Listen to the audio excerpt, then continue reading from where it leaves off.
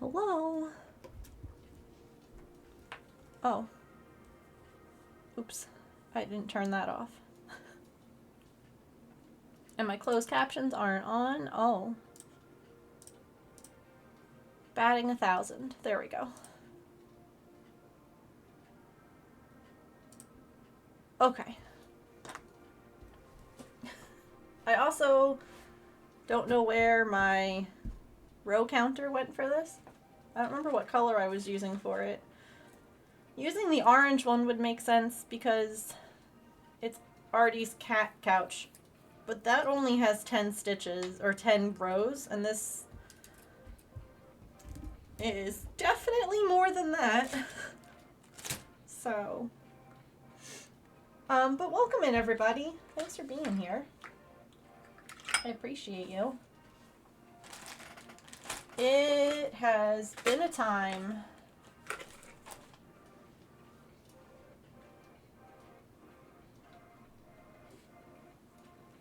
And I am just feeling all the feels.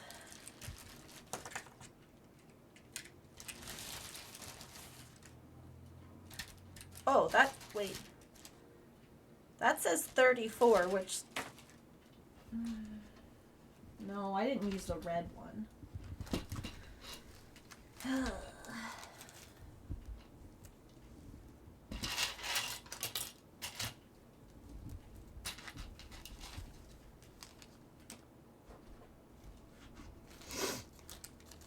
Oh. I'm sorry that you're going through it too. That's not fun.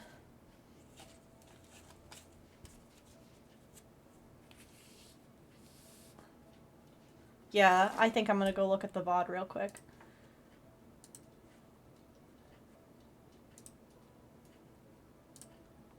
I was like trying to just do a little bit of stuff before stream started. And then my heart was just like pounding, and then I just started crying again. I've cried so much this week. And I'm like, it's my birthday in 2 days. Hello? Why am I...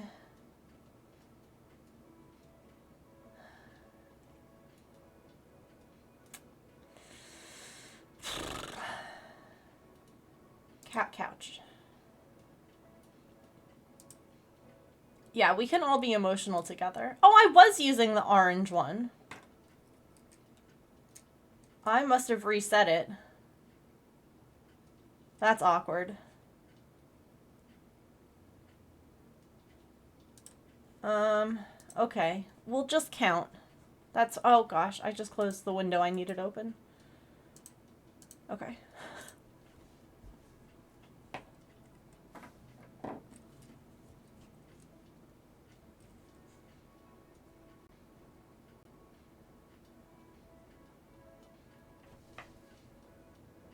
It doesn't have to be exact.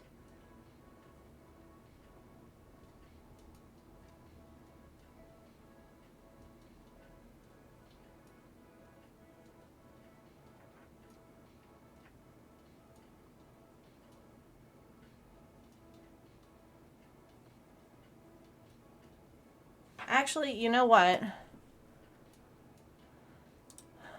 Oh, it's nothing like that I've talked about here, if I'm being honest.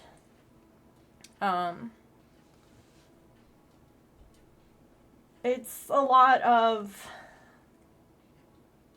not feeling,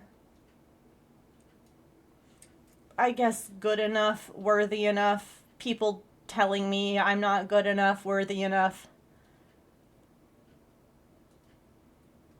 Not necessarily in those words, but in their actions and in the way that they treat me. I just honestly feel like trying to have friends when you're a neurodivergent, slightly autistic individual is kind of more work than it's worth at this point. Real talk. I've just been hurt a lot lately.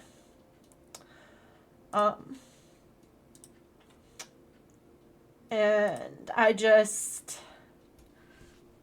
don't want to keep putting myself out there. I don't want to keep trying to make friends. Because it just doesn't seem to work. I'm trying to see if I show how many rows I finished.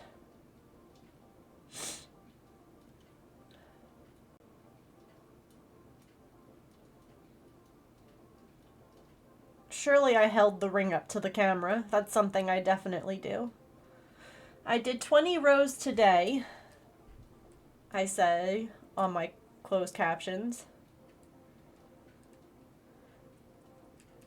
So it's at least 20. I feel like I was at like 28 or like 38.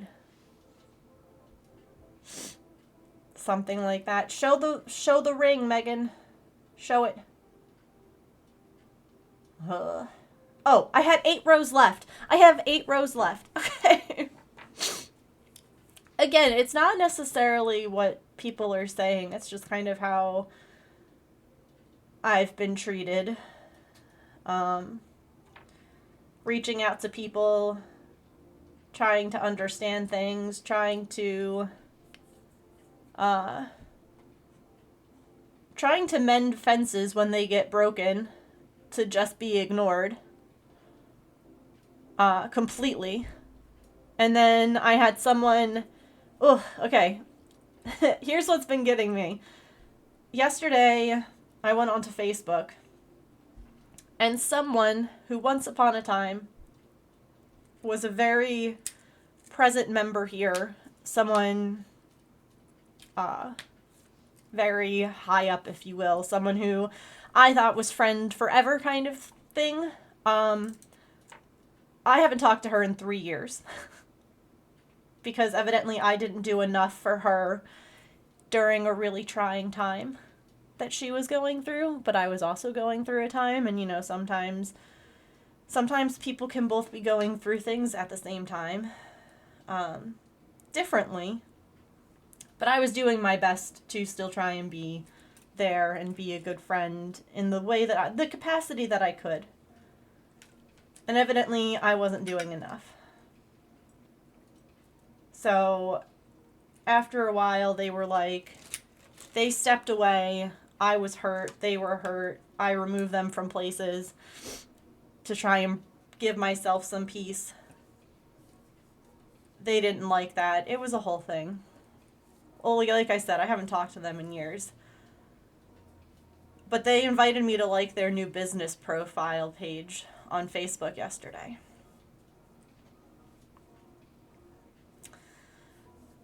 And from that,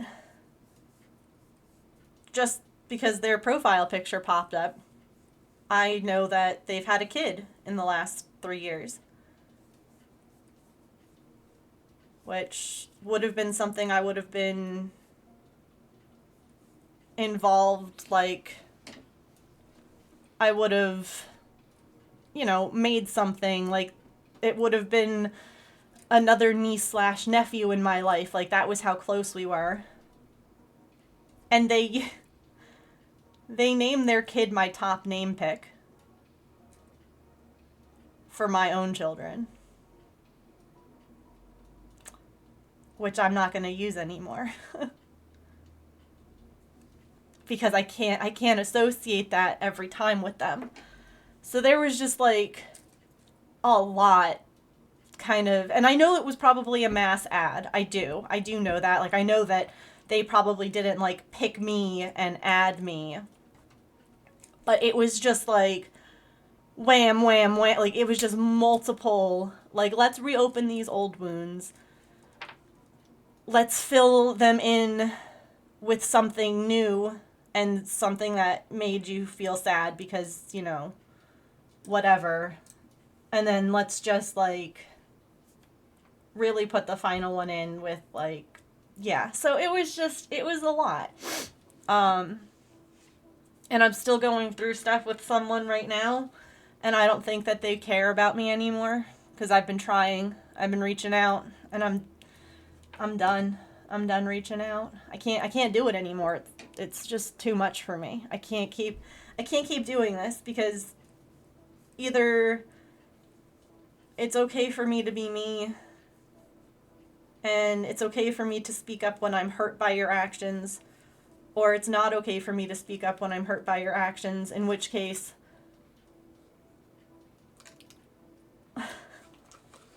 like friends should be able to tell each other when they do something that is upsetting or hurtful, and the other person should be able to listen. And people, no relationship is perfect. My husband and I fight. We don't stop talking to each other. Maybe we do for a few minutes while we collect our thoughts and all of that, but to just have like two people who I let in to see like the real me basically be like, that's too much, or you're not enough, and then leave, has been a lot. And it's hard too with like your birthday coming up, because those people, like, not this person who I haven't spoken to for 3 years, obviously I'm not expecting to speak to her, but this other person, like, I don't know what's going to happen. It's just a lot. No, it's okay. It's fine. That results in change usually on both sides, yeah.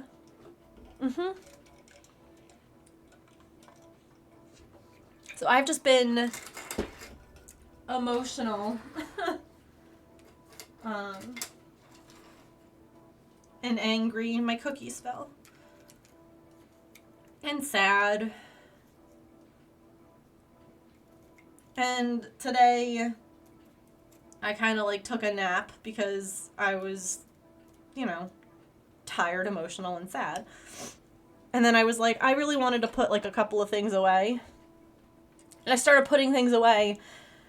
And then my heart was like racing and pounding and like going too fast. And I'm like, oh, okay, evidently I'm pushing myself too hard when I'm just trying to put yarn away, which isn't really strenuous, but...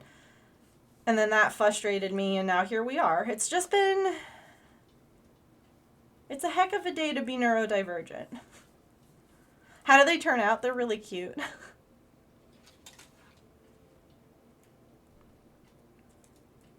They're really cute.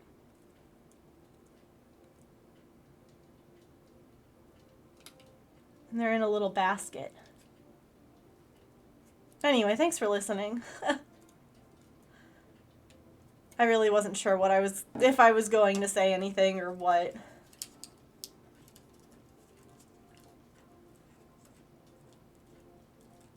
It makes you scared that all the other friendships you have are going to end. And that they're, I don't know, one-sided. It's really hard to make friends when you don't understand things. Like, there are all these, like, made-up rules. Ugh. Sorry, I don't want to be crying. Not the plan. I just didn't want to also be alone, So I was like, maybe hanging out with Stream will be good.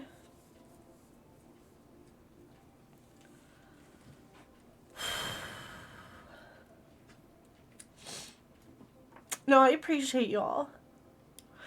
And I agree with that, very much so, Mia, that it's not really a true friendship when it's very one-sided, but I feel like a lot of times I don't realize that it's not a real friendship until I'm already in too deep. Until I'm already, like, too close with someone. And so you overlook that one-sidedness, Like,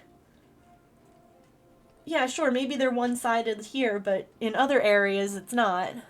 And you make up excuses, or you find whatever. So it's hard when you don't realize, or when it ends up being one way. And it hurts. It's... it's a loss to have someone who you talk to, you know, if not daily, at least like weekly, just vanish. Ugh. Thank you all. Sometimes it starts real and then it fades out. Mm-hmm. Yeah.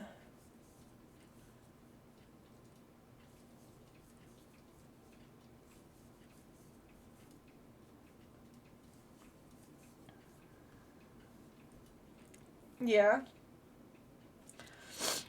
Exactly that wish. Exactly. Yeah, that's part of it, is that I just feel like it's not worth it. Like, I just end up hurting all the time, and I don't want that. And so it's like, why bother trusting people and being kind and putting myself out there when.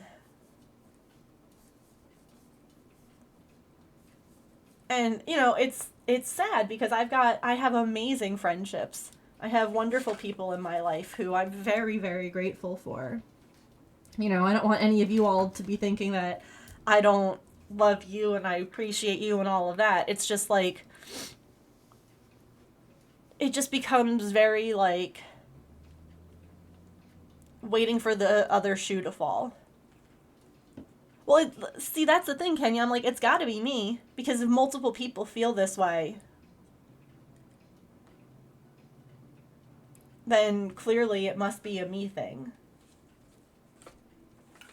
Or I'm missing some kind of unspoken cue, some kind of neurotypical, not autistic cue, something, because I'm always like, wait, what?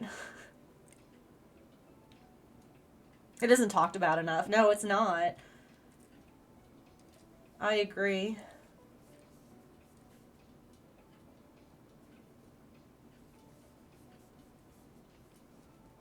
They just disappear and our brains tell us the worst. Yeah.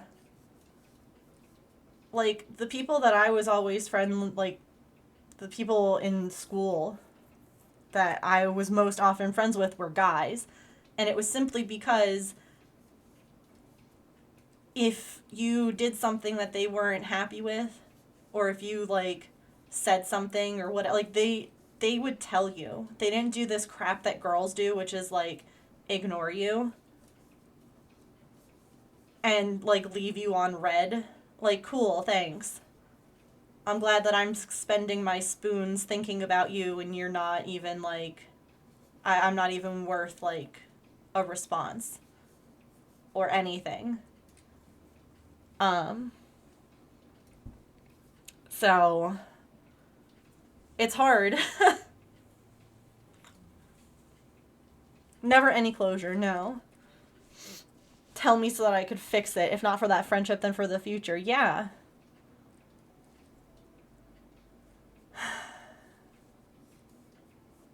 And then when I do that, if I say something like, this really hurt me or bothered me, or especially like to someone who claims that that's like what I could do, like, oh yeah, no, I'm that way too. Like, definitely tell me if something upsets you, bothers you, whatever, so like we can work it out because there's no way that anyone can know if you don't tell them, which I agree with. Like, there's no, you can't work on a situation if you don't know there's a problem.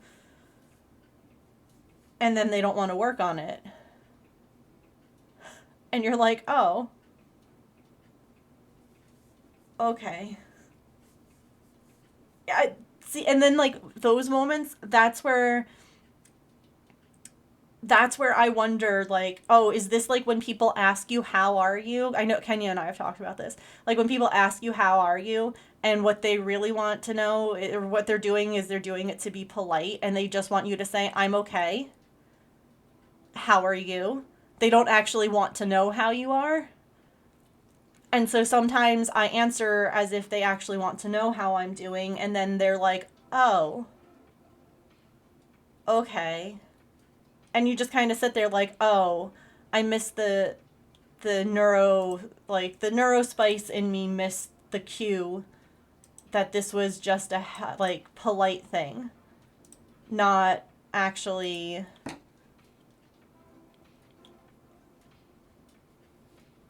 Yeah.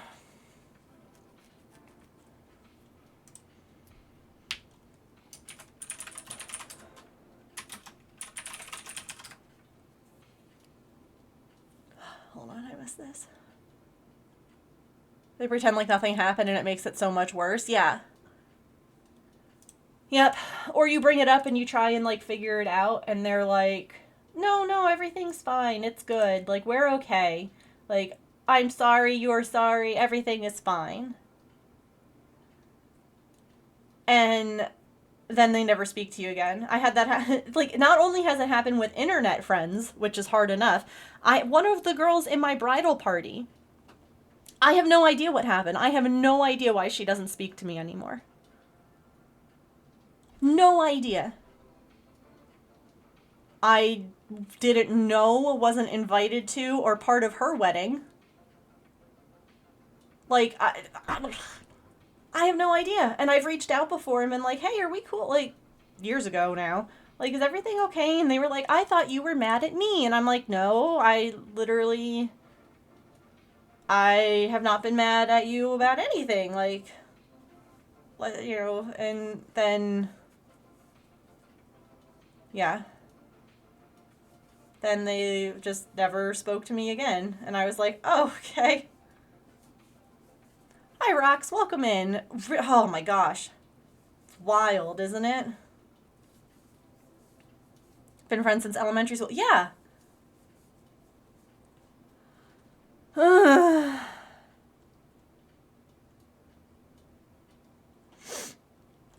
Like, listen, I didn't need to be in your bridal party if that was.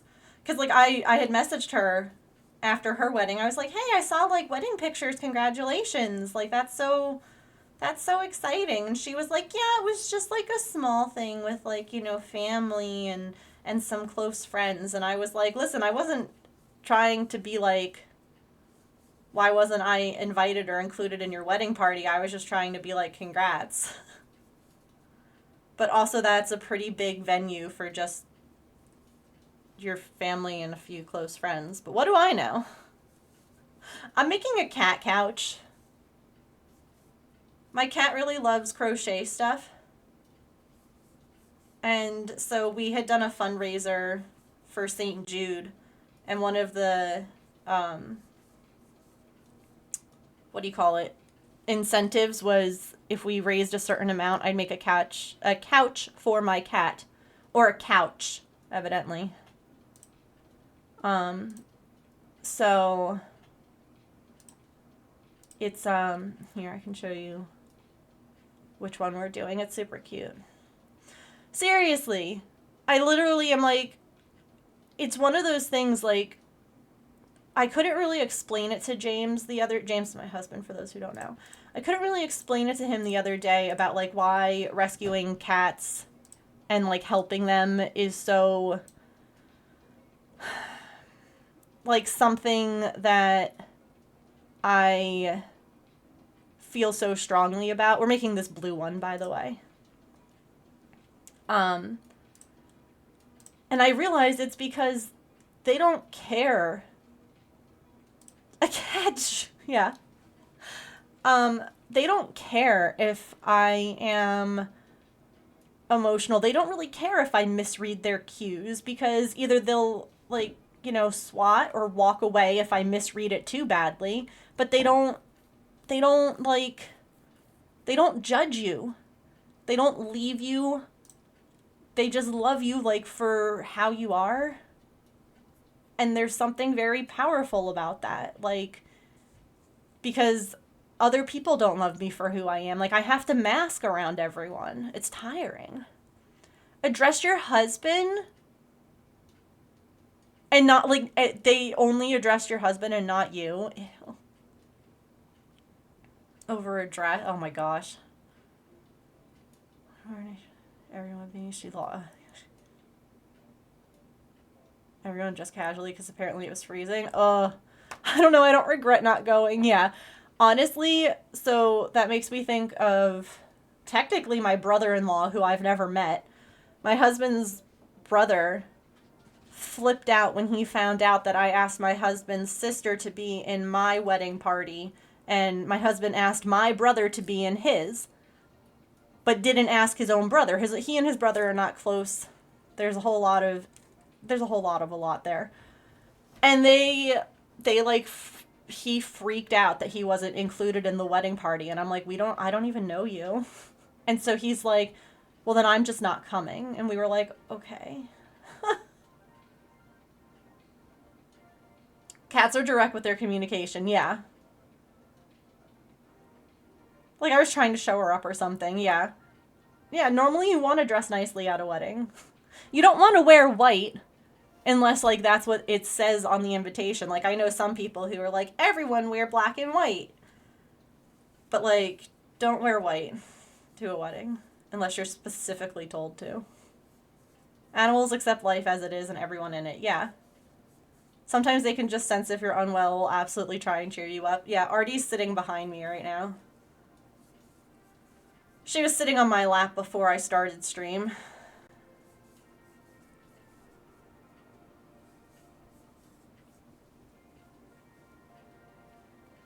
Didn't even notice until he said something. Like, oh my gosh. People are wild.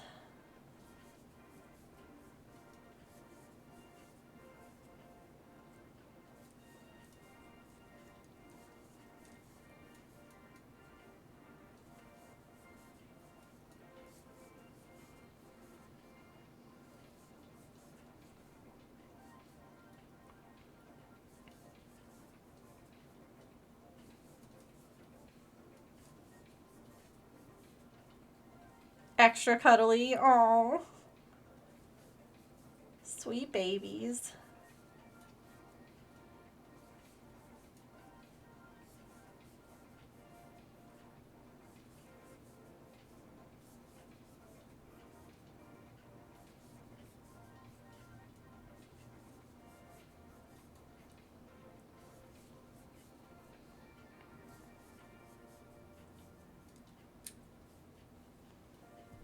But yeah, then there was a part of me that like didn't want to hit go live today because I'm like, no one's gonna show up. Everyone hates you, and it just became a whole thing.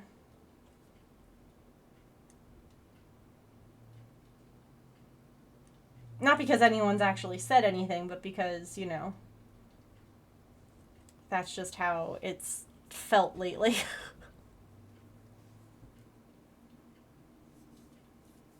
Being a person is tiring.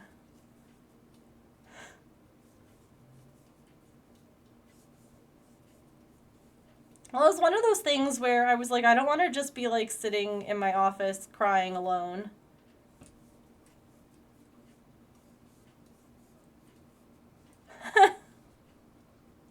So evidently I want to be sitting in my office crying alone but talking to you all at the same time. So, you know.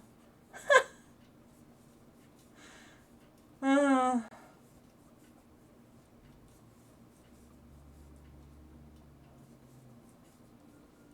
don't know. It's good to talk about it too.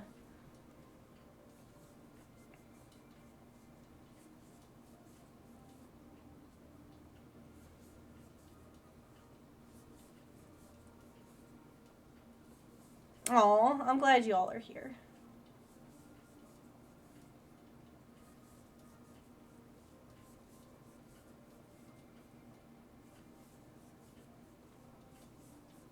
And it's hard because, like, I haven't removed this person from, like, my Facebook.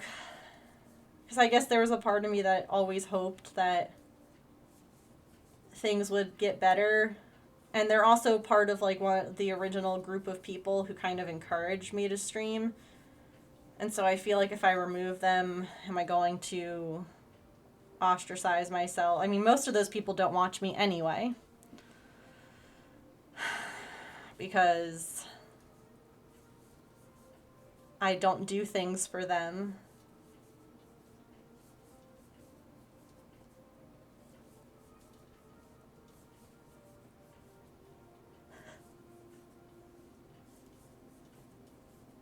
Or because I've stood up for people who they wronged.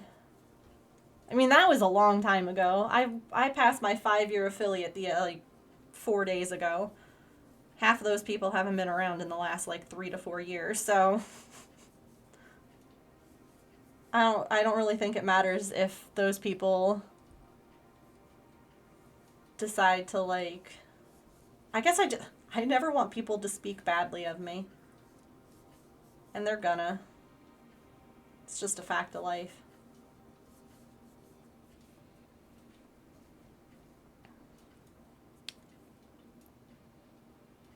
Oh, thanks, Allison.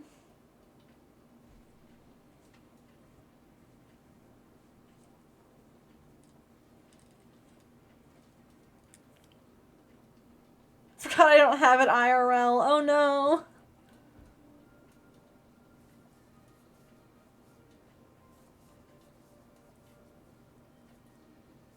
I hate when that happens.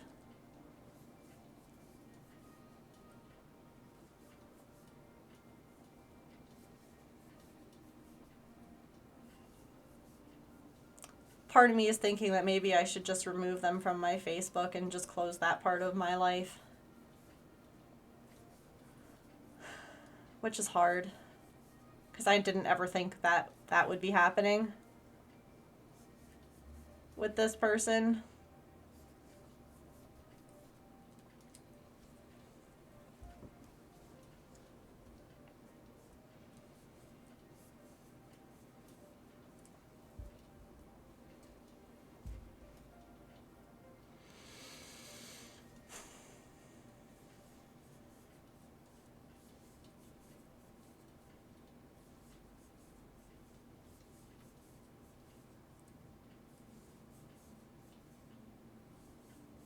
Had to turn oh yeah, no, and that's why I didn't know that she had a kid, because I have her muted on Facebook because it was too much for me to see all her posts and everything like that.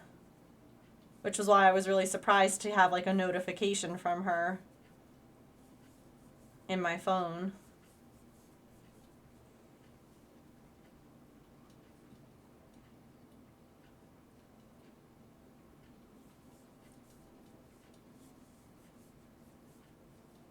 I just like that you had $5 in quarters.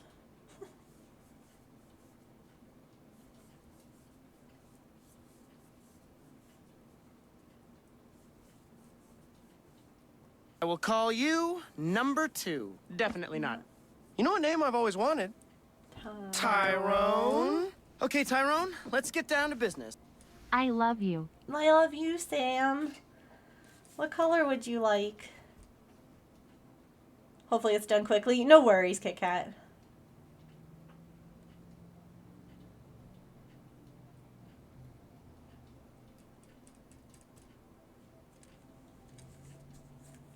Blue, dark or light? Kept getting suggestions for it. Oh. Yeah. Well, and that's kind of like where I am. I'm like, maybe I just need to remove this person. It's hard because, like, I have other friends who are still friends with this person. And I wouldn't ask that they not be friends with this person. You know, they haven't brought up anything about them. They didn't tell me, oh, that one doesn't have a little thingy.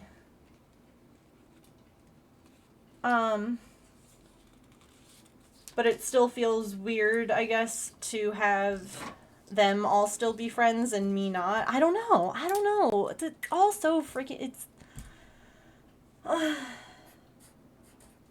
Truly, Sam.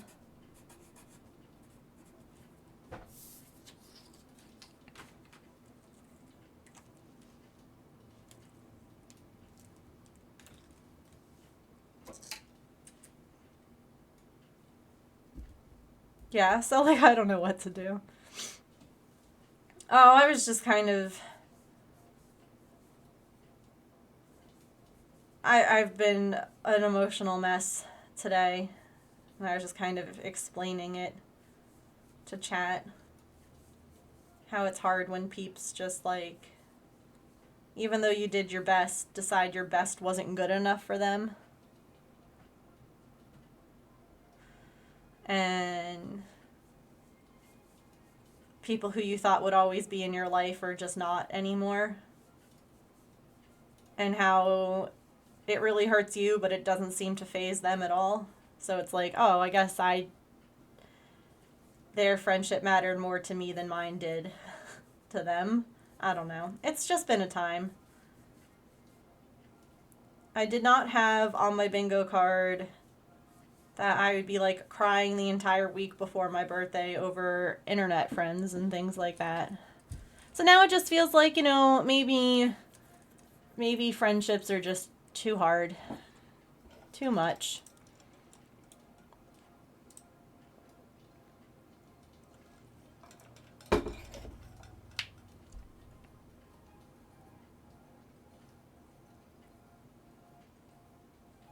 That's a lot of coins in your backpack.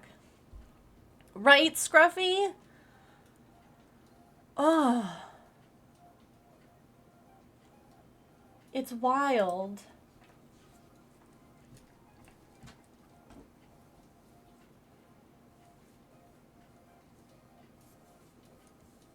Fighting dumb societal rules. People not telling us what they did, what we did that made them abandon us, or if we even did anything. And how people say, like, oh, you can always tell me if, like, something's bothering you. But then you tell them when they do something that bothers you, and evidently them saying you can always tell me if something I do bothers you was just that words. Empty words. Because as soon as you try and stand up for yourself, or as soon as you try and, like, do what you thought was okay in the friendship to do, they're like, no. And you're like, oh.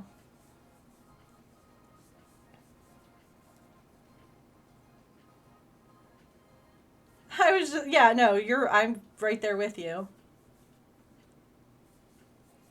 This is one of those situations where, like, if I had a nickel for every time a person in this role in my life treated me like this, I'd have 2 nickels, which isn't a lot, but it's weird that it's happened twice.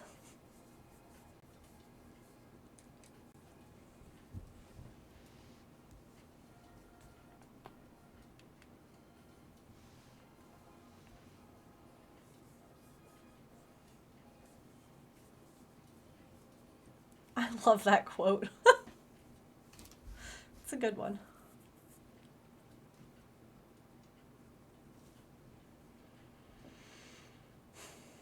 Finding out who my real friends are, yeah, that will just be a listening ear versus just don't want to hear it, yeah.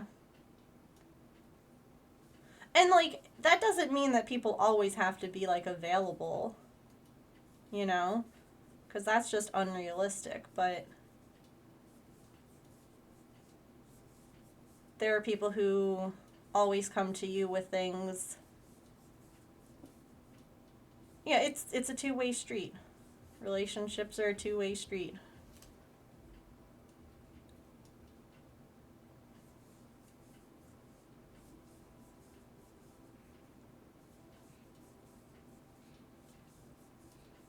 Well, whatever the reason, it sucks.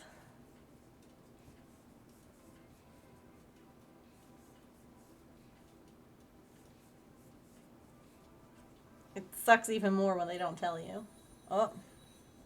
A woo time.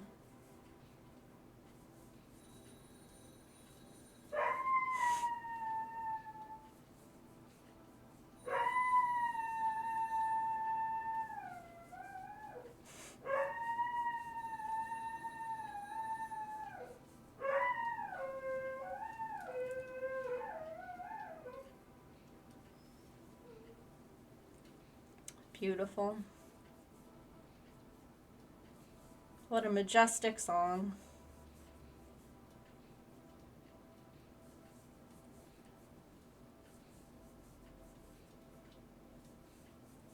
Hi, sleeping. No, it was there. It showed up. I miss his singing.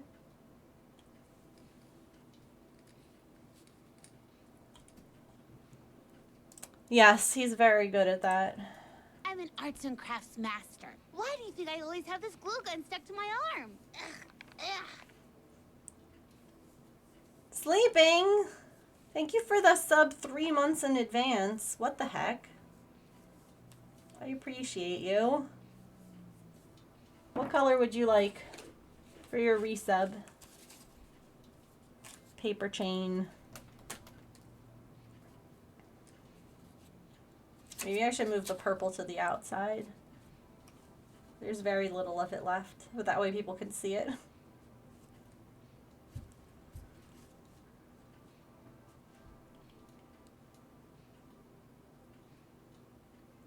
You're awesome.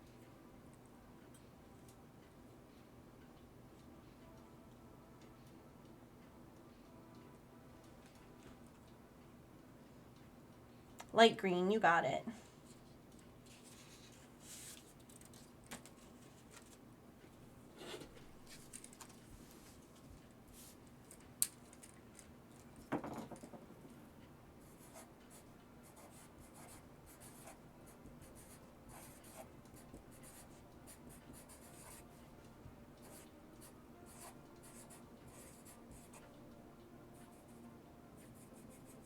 There's a little cloud for you.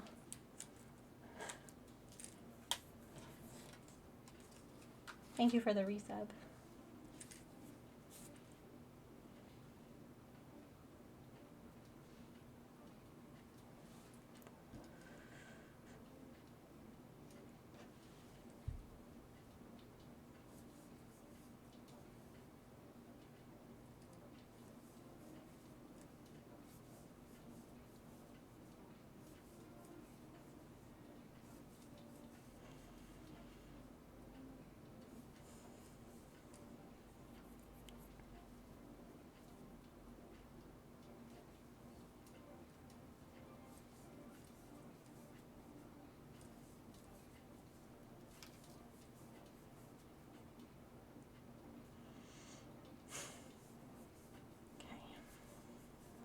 We might run ads a little early because evidently I just got a notification that our Chewy box was dropped off and it's pouring.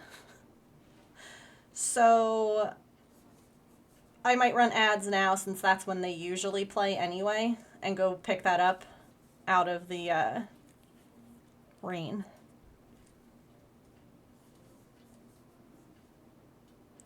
Just do art and write the whole time? Oh my gosh, that sounds like a dream.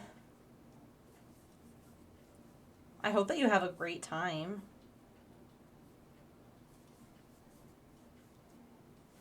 Yeah, gotta save the box. Okay. Let's go do that real quick. Bringing a bunch of books, paint by number and cross stitches. I love that. You'll have to share pictures of all the stuff that you end up making if you want, of course. I'd love to see. You're gonna go make your iced coffee? Yes. Okay. Let's go and rescue that Chewy box from the rain. We'll play some words on stream and we'll run ads right now. So that way, if you're not subscribed, you won't get any ads in a little while when Twitch wants to play them. So I'll be right back, okay?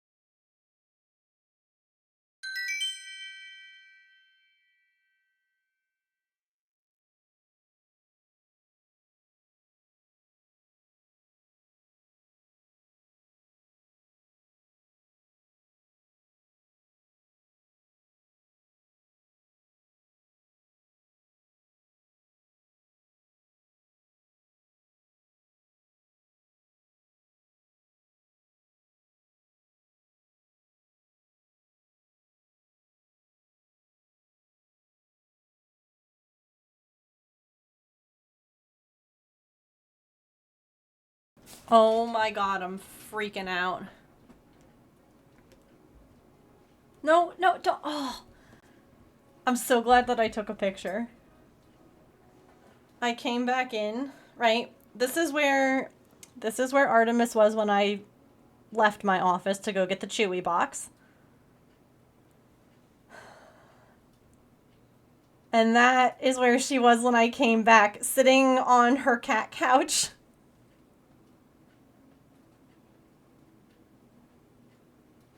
She's like, "This for me, right? I would like this, please." She loves crocheted like fabric.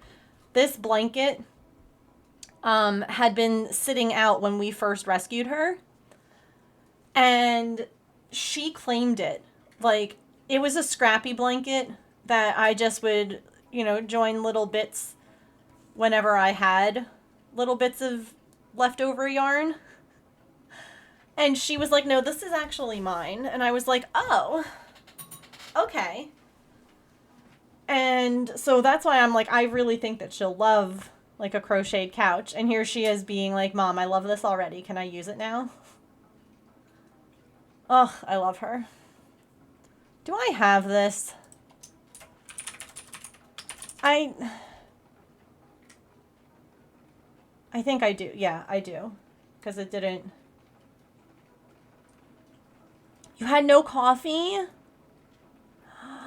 No, I'm upset for you.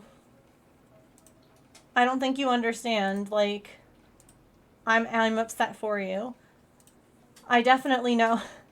This makes me think of when, like, one of our favorite little, like, sweet treats that we get here and there. We'll go to Wawa, because there's a Wawa not too far from us. And we'll get, like, one of their refreshers, one of their, like, iced drinks. And I really like the strawberry lemonade. Like, that's my favorite one.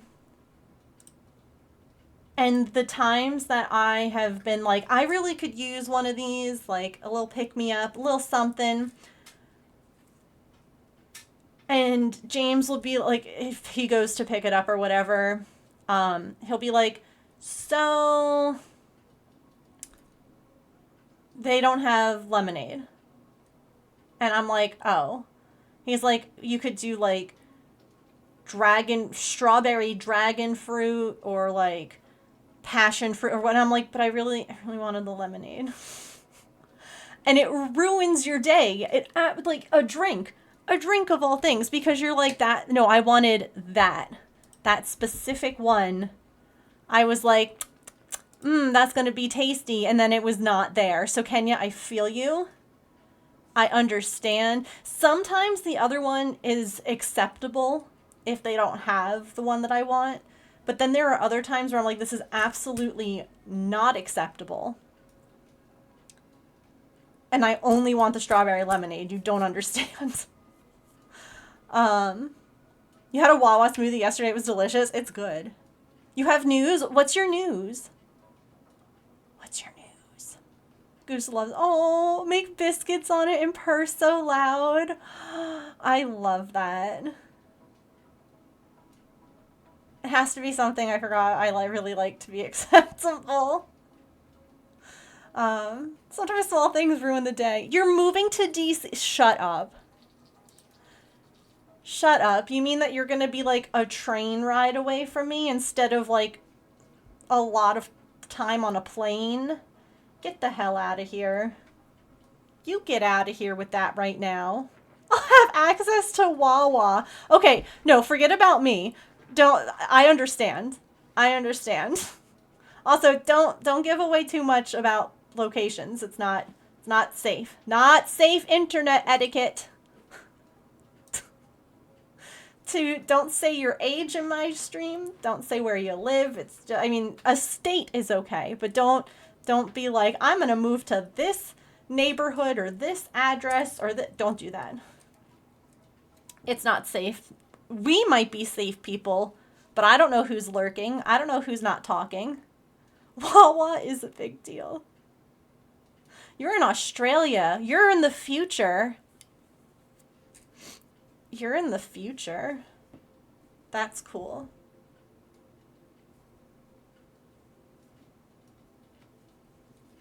Most people in your chat wouldn't know Aussie. Oh, actually, one of my mods is from Australia. She's not here right now because it's early over there. She'll be in a little bit. So she would probably have some idea, but no, you're absolutely right. No, it's totally okay. I get being excited. I absolutely understand being excited to find out that people are going to be near you. The way that my brain always says not suitable for work, and I'm like, yeah, sleeping would be there.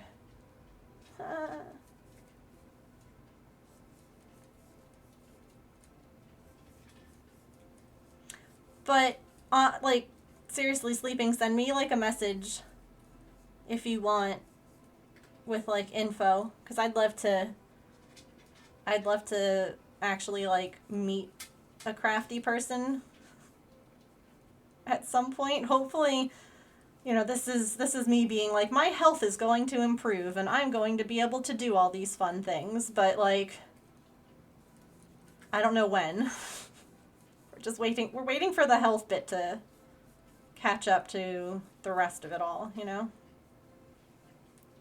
You have crafty friends. This is a virtual craft group.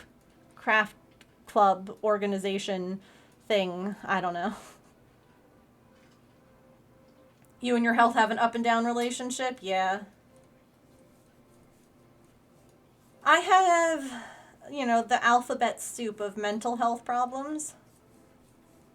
And evidently now I get to add chronically ill to that too, which is not something I ever wanted to add, but here we are. It's been 8 months and I'm still trying to figure it all out. So, you know, it's fun.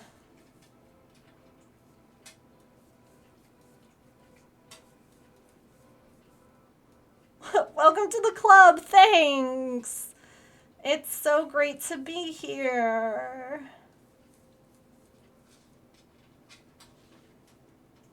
Wow.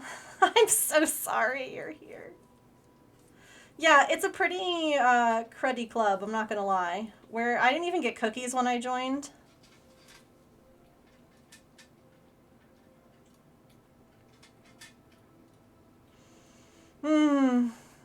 See, I wouldn't judge anyone else, but I would judge myself.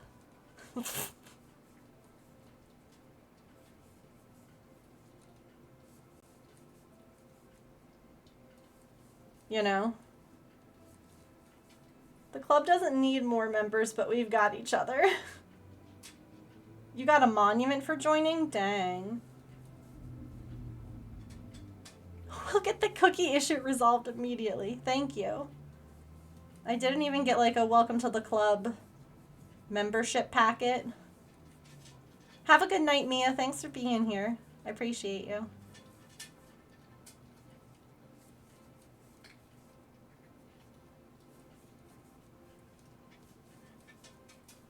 I hope that all of you are thinking of the SpongeBob episode now. Welcome to the club. Welcome to the club. Welcome, Squidward. Welcome, Squidward. Welcome, Squidward.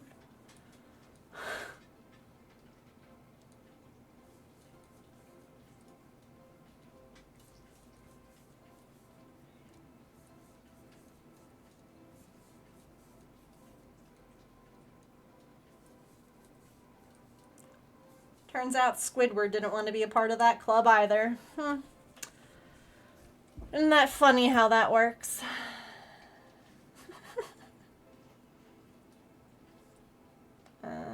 Wait, what did I just do? Was that a single or a double? Double. I wasn't thinking about it before, but I am now. The magic conch.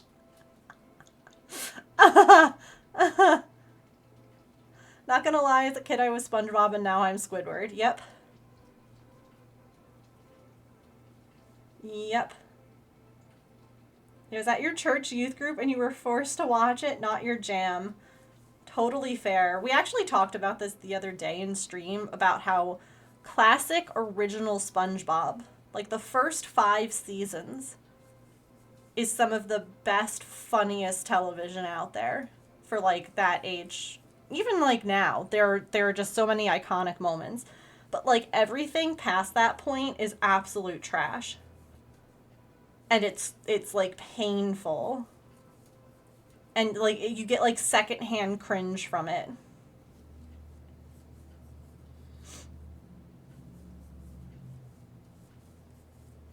You love SpongeBob? I love that.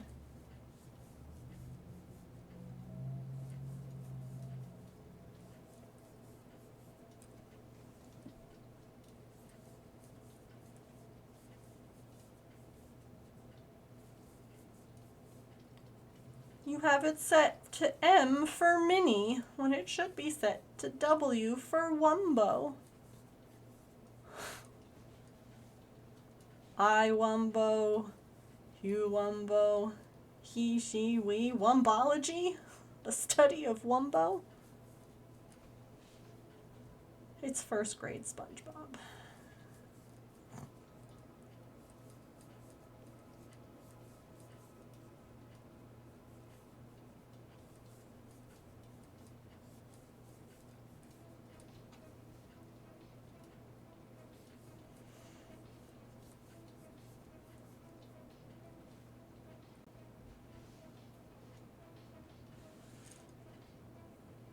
I heard something along those lines too.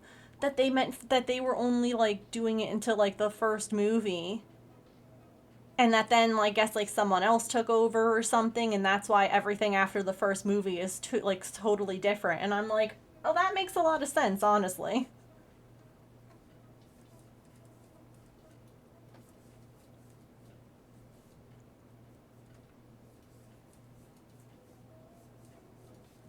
Nick didn't want their cash cow to go away, yeah. It definitely became a, like, more of a kid's show, I feel like. Not that there's anything wrong with that. Like, my comfort show is My Little Pony, Friendship is Magic, so, you know, don't think that I think anything less of children's shows. But, like, it feels like the original SpongeBob catered to everyone, kids, adults. It was not dumbed down comedy for children. It was comedy that adults got, and then kids got a different part of it, and it was like that's what made it work so well. And then when that changed is when I really lost any kind of interest in it, just for that show, personally, but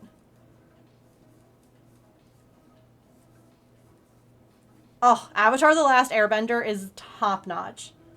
Top tier entertainment. Amazing. Oh, God. Everything about it. Everything about it.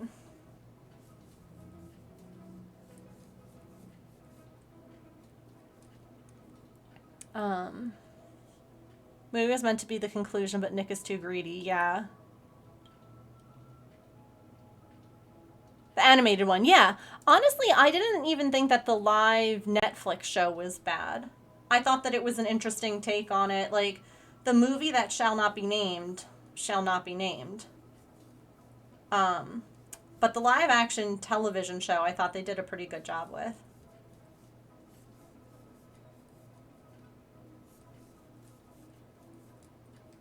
Background characters were absolute savages. Ugh.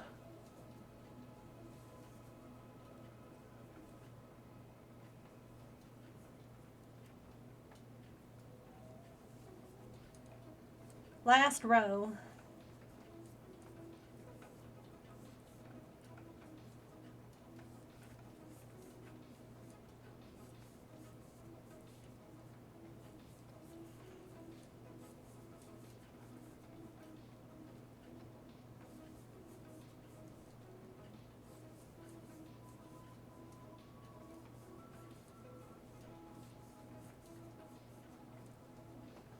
It can't be that bad, but yes, it was that bad. Listen, it shouldn't have taken like 5 earthbenders to move one rock like this fast. That will never not be like the worst thing I've ever seen. And Ong. Who the hell is Ong?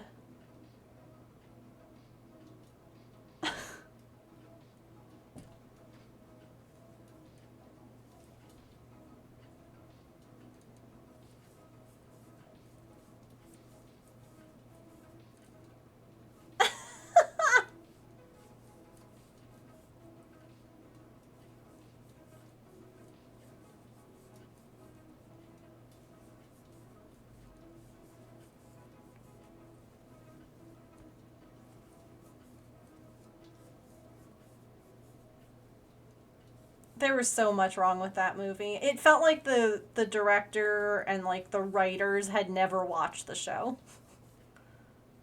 Like they just had no idea. It's not like they only had books so no one knew the name pronunciation. It was a choice.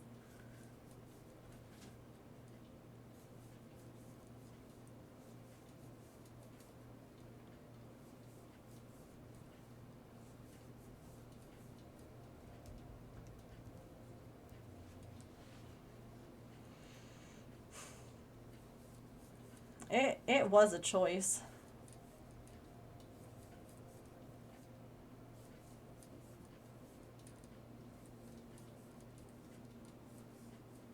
A bad one, but a choice.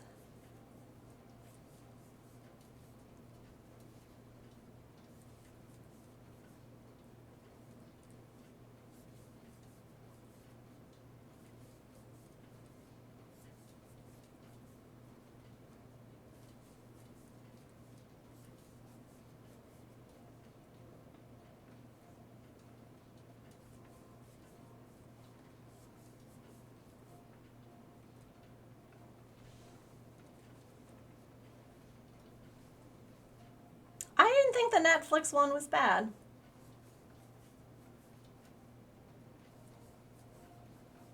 You have to go into it though not expecting it, like you have to go into it knowing that they're taking like a whole lot of the show and condensing it into like 8 episodes. And so there's going to be parts that are missed and there's going to be bits that are skipped over. But I honestly really think that they did a good job with it. You got a shiny! Nice!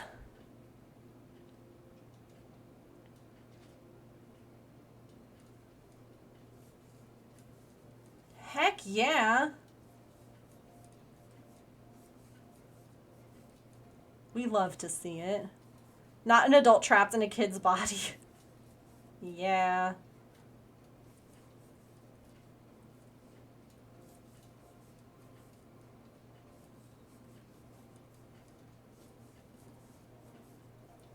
I've used all my luck for today. I don't even know what a shiny Panpour looks like.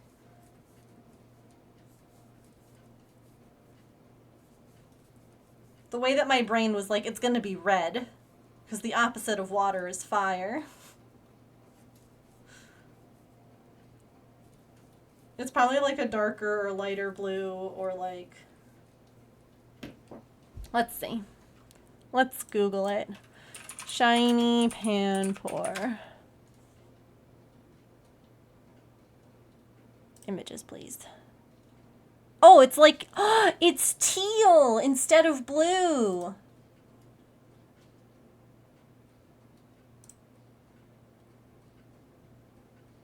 Sliding down slides in major cities and penguin sledding, yeah. Like, of course, he had his serious moments, but he was also a goofball.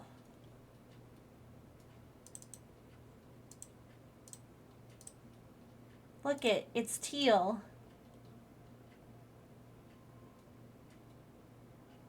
Instead of blue. Oh gosh, that's like not behind the thing. Okay, whatever. That's fine. Do I need... Yeah, I kind of like that it's still kind of watery. It's like one is an ocean and one is like a river or something. Like the colors. That was 38, so that was it. Do I need to do anything? No, just fasten off.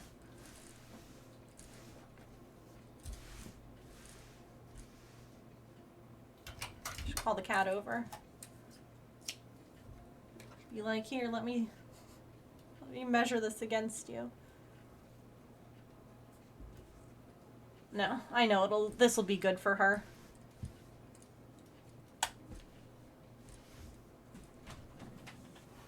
I'm literally gonna go put it on top of her. Yeah. That'll do.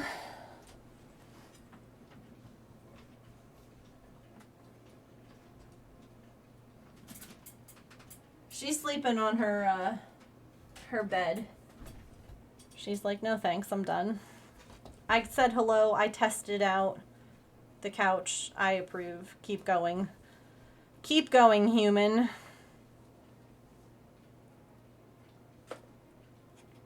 Guess who came back from Hot Topic with more than what you went in for? I mean, relatable. Okay, we have to make the sides now. Certainly not you.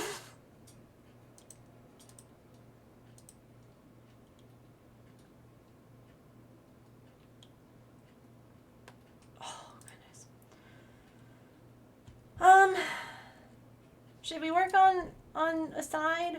Should we work on something else? I don't really know, because I was such like a mess today. I didn't really think about or plan out what craft we were gonna do. We've been celebrating my affiliate anniversary and my birthday, which is in a few days, and just doing a whole bunch of different kinds of crafts. Send patience. I don't have any. I'm really sorry.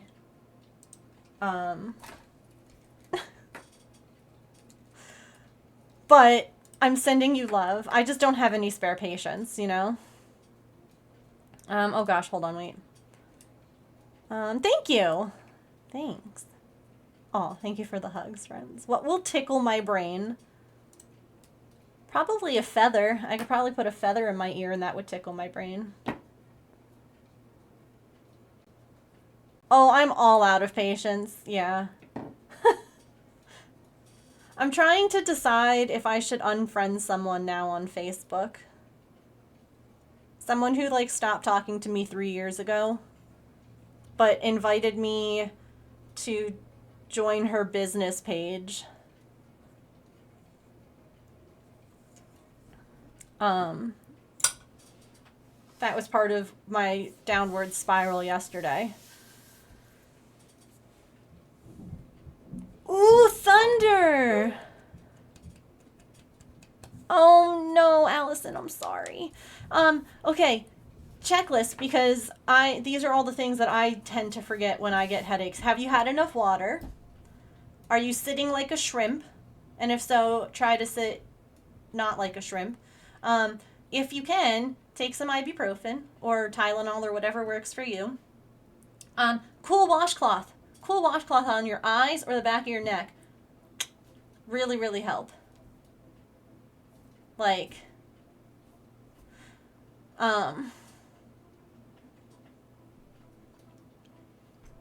yeah, I declined the invitation to like her business page. You don't see that if you decline it. Like, she won't get a notification that I declined it. But I did decline it. Ginger ale, yeah. Sometimes even just anything like carbonation or even with like sugar in it, if you like soda or if you have like a fruity drink, sometimes those things can help too. And unclench your jaw. Unclench your jaw, damn it. I know you're clenching it because I'm clenching mine. And my shoulders and my butt. Anyone else a butt clencher?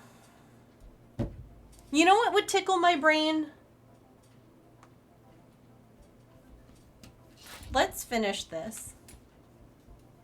Let's finish our sea serpent. That would make my brain happy. I wanted to do different crafts this week. I didn't want to repeat anything, but you know what? I've had a crappy time zone. And it's almost my birthday, so heck my own rules that I invented. I want to finish my sea serpent. I'm an everything clencher. Yeah.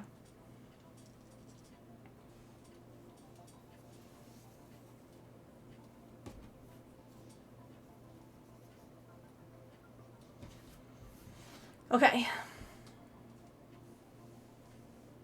I have to do the little tail bit, the little purpley tail bit, and then we have to figure out what kind of ears we want. And the kind of tail we want. So, this will spark joy. I finished something. I finished the base, evidently, of the cat couch. Right? That's what that was?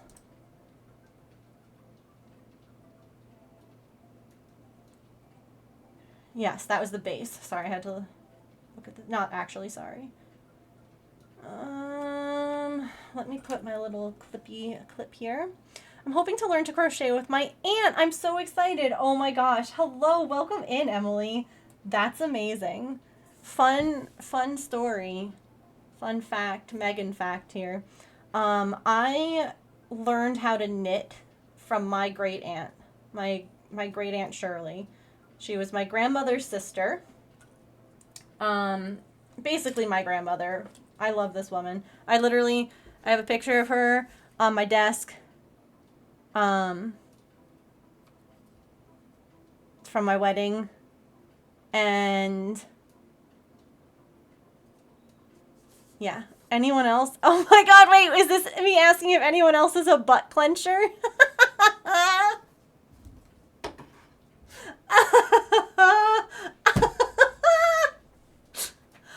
I can't even tell you. I've had such a crappy couple of days, half to happy, and that's amazing. Thank you for clipping that. That makes me so happy. But I actually taught myself to crochet watching YouTube videos, because I got tired of trying to make things with like knitting, because honestly trying to make amigurumis or any kind of crochet or any kind of like knit creature is a pain. It's really difficult.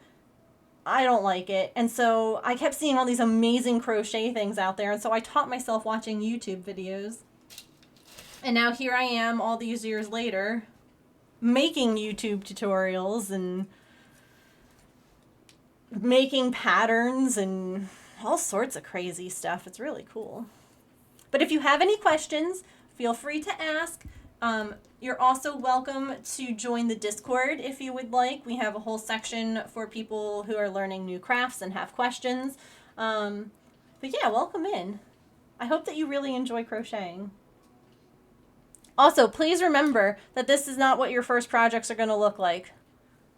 I've been crocheting for like almost 14 years now.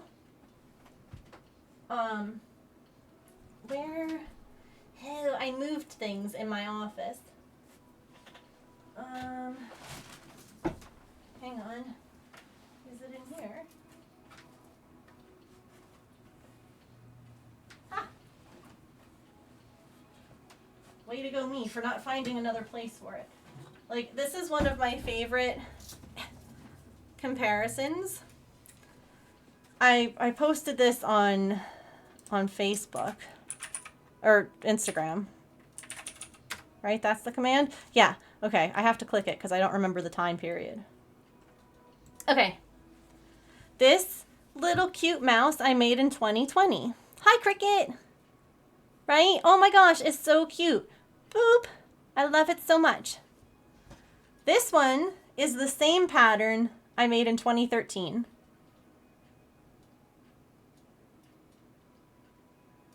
So that's a 7-year difference. This one didn't have hands or a tail because it was just too much to do.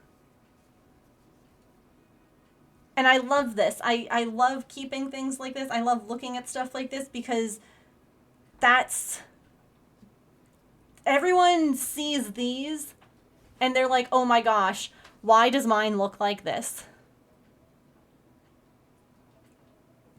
It just takes time and practice, and then you too will be here. It's just one of those, like, if you're enjoying it, keep going. It'll get easier. It'll make sense. Yeah. Oh, sewing is great. I sew a lot too. Well, I don't sew a lot, but I have a lot of sewing projects. I'm like, I sew a lot. That's a freaking lie, Megan. You have a lot of sewing projects. You do sew. You sew sometimes. But you have not sewn in a while. I'm in too many Discords. I need to stop. Also joins Discord. Welcome. Come on in. I promise we're not too spammy or anything like that. Don't worry. I thought I recognized you from other places. I always get like, I shouldn't say I recognize your username because then people are like, oh my god. But yeah, I thought that I recognized you from like Shella and Kenya.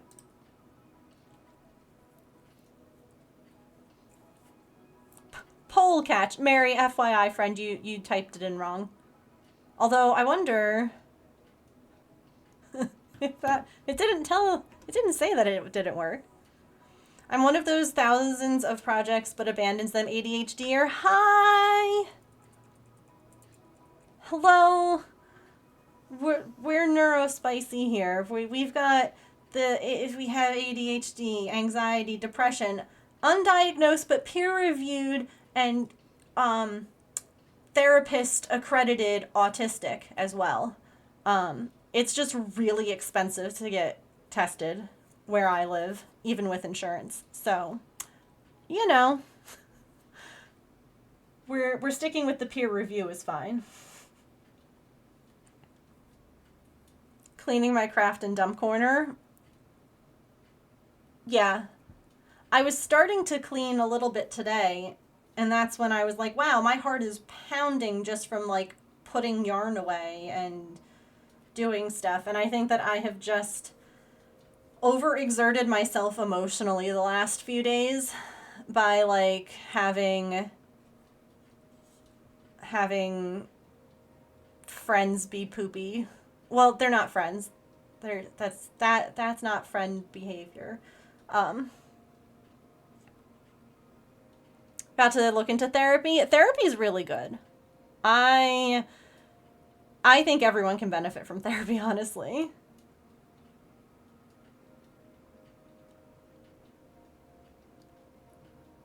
Autism diagnosis was highly likely. Yeah. I'm the same way, Tigress. My psychiatrist, my psychologist, and my friends who are autistically diagnosed have all been like, yes. Yes, my friend. My crunchy peanut butter sandwich is the only lunch option, friend. But sometimes that food is not good. Kit Kat, you gotta keep better track of your balls. You can't just let them go all over the place. You're a dopamine project chaser? Yeah. Once it's clean, he'll start helping look for a dog more. See, now that's motivation to get things done. That right there I I am not one to get projects done like cleaning the house in one go. But if there was like a pet involved, you're darn tootin' it's getting done in one go. Oh no, you're totally good, Mary. I just didn't want you to miss out on the Pokemon. Because I've done that. And unfriend every person. One person every time I log in. Oh my god. Yeah, I think part of it too is like a little bit sad because this was a person that I thought was going to be a friend for life. Like, this was someone who I thought, like, she evidently had a kid in the last couple of years that we haven't been talking. And I originally thought, oh no, I'm going to be like Auntie Megan to who, you know, niece or nephew, or I would be making baby blankets. Like, I would be involved. And so it was one of those friends. So removing them is kind of it's a form of closure, but it's also a form of like there's sadness to it too. 3 to 4 hours for an official diagnosis, and it wouldn't change your treatment plan. Yeah, that's exactly it. If anything, it's been helpful for me, Tigress, just to even know that a lot of what I deal with is not just anxiety, but also autism. It makes things make more sense to me. Like, because feeling irrationally about something that other people would not have a problem with. And I'm like, but why is this a problem for me? Like, it just helps to know. At school from K through 12, no one ever suspected me of being neurospicy. No. I understand, Scruffy. I understand. Yeah. No, I'm the same way. The neurodivergents always find each other. It's true. We do. We do. It's one of those things, like... And I think it's because it's just other people who get you. Like, I don't have to... If my mask slips like it did at the beginning of stream when I was crying while I was live, none of you were like, oh my god, get over it, or like, shut up, or anything like that. Everyone listened, everyone talked to me, everyone shared their experiences. And that, there's something really amazing about that, because if you do that in front of like a neurotypical person, a lot of times you get this like, will you stop? Like, it's not that big of a deal. Because like you all were saying too, it was probably a mass ad. They didn't like see my name and be like, oh yeah, I should definitely like send over. Allison, hi, I love you. Sorry, I've been like trying to catch up on chat because I was really behind. Having the name gives you the power to understand and search for things. Yeah. Yeah. No, it does. And not only that, but it gives you a way of being like, sometimes the way that you react to something or the way that something makes you feel doesn't fit into one of those, like, the pockets that you already had of, like, the anxiety or the ADHD or the whatever. And then all of a sudden you're like, oh, but it would fit in this piece. Yeah. Every day and couldn't do PB and the J. Because of the opposing textures. Yes. I could do jelly on toast or on rice cakes, but I cannot have jelly on my peanut butter sandwiches. Correct, Kit Kat. I just assumed you're like, oh, okay, cool. I want to get to... It's so expensive. It's a few $100s.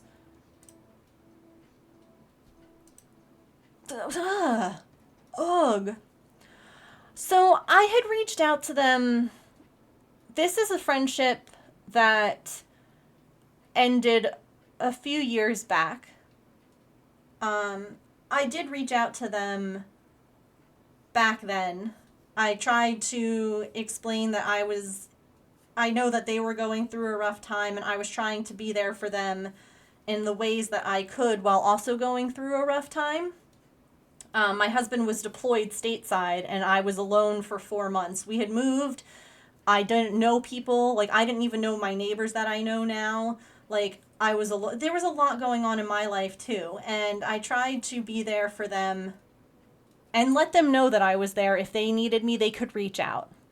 And evidently, according to them, I didn't do enough. Because other friends were reaching out daily.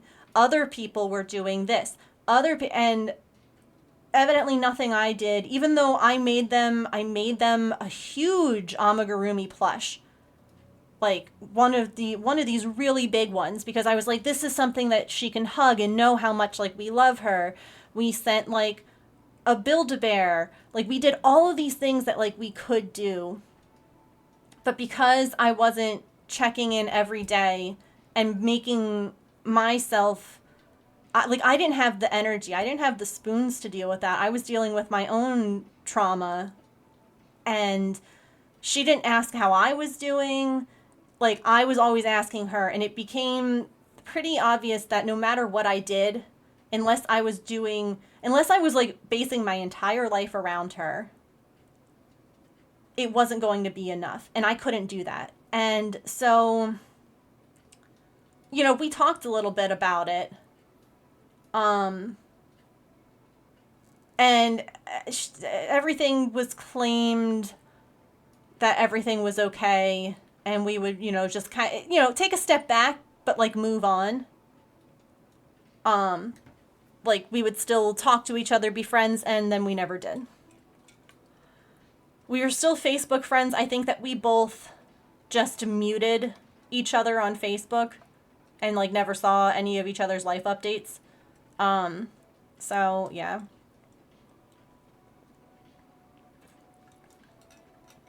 Treating depression and anxiety. And while I got great improvement, I eventually hit a wall because some of what was anxiety and stuff is not how my brain is wired. Yeah. And that's kind of where I'm at, Allison, is I'm like, maybe my brain's just wired too differently to have friends. Like, I just can't do it because I don't do it right. Because I've had other people tell me that I shouldn't have expressed that something upset me. But they always said that I could tell them if something bothered me, because how else would they know? Which I always thought was really smart. Like, how would anyone know that something had upset you if you didn't tell them? Because people can't read each other's minds. But I told them, and there's just been a lot of stuff going on. And then, again, having a lot of it happen around the same time was, like, a lot. I couldn't eat the odd number. Only one kind of jam. It's the one that your mom made growing up. Oh my gosh, I love that. I prefer my peanut butter with jelly, but smooshed in a backpack after a couple of hours. They're much better that way. Oh yeah, no, curious. I get that way too, where all of a sudden that's like the one comfort food, the one food that always works, the one food that's always okay. And then all of a sudden you're like, oh, let me go and get this. And you're like, ew, no, actually that's a terrible idea. That food is awful. Yeah, it's really expensive, Rox. I hear ya. It is. It's really toxic. Her name's not Melissa, is it? No, it's not. This sounds so familiar.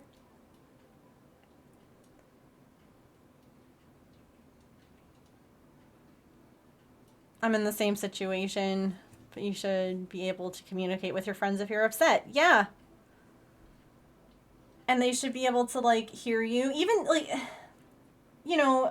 I'll fully admit that maybe the way that I had expressed it wasn't the best. And I've said that. But it was an emotional thing that had happened. Like, this is two different friends now that I'm talking about. And I responded emotionally. And, like, yeah, okay, I could have done that better. But I don't know.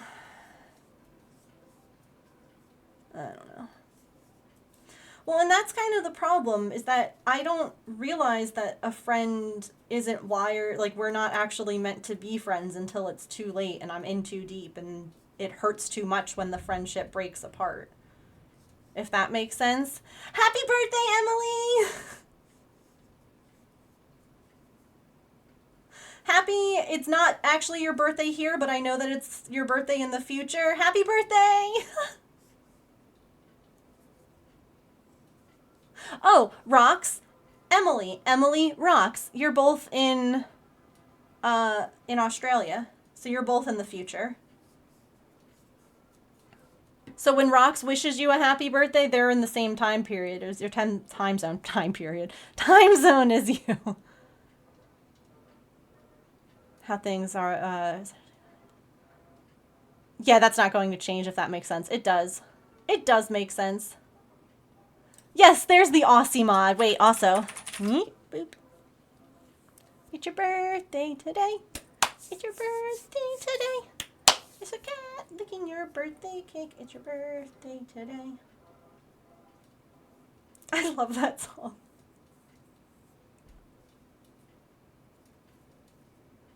It's the official Moat birthday song.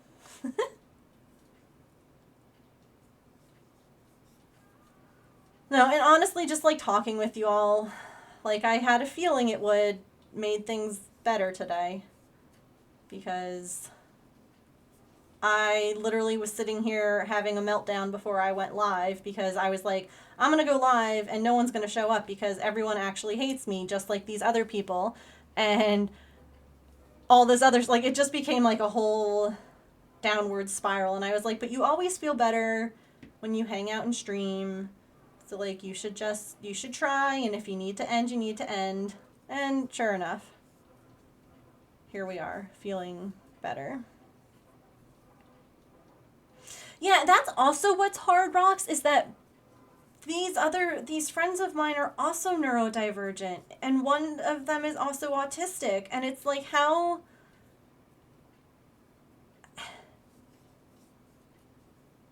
don't you realize this? That's why I kept thinking like, oh yeah, these are definitely like friends for life because they get it. And it's like, but wait. Oh, look at that Eradicate. A lot of August peeps? Yes. So I saw this video.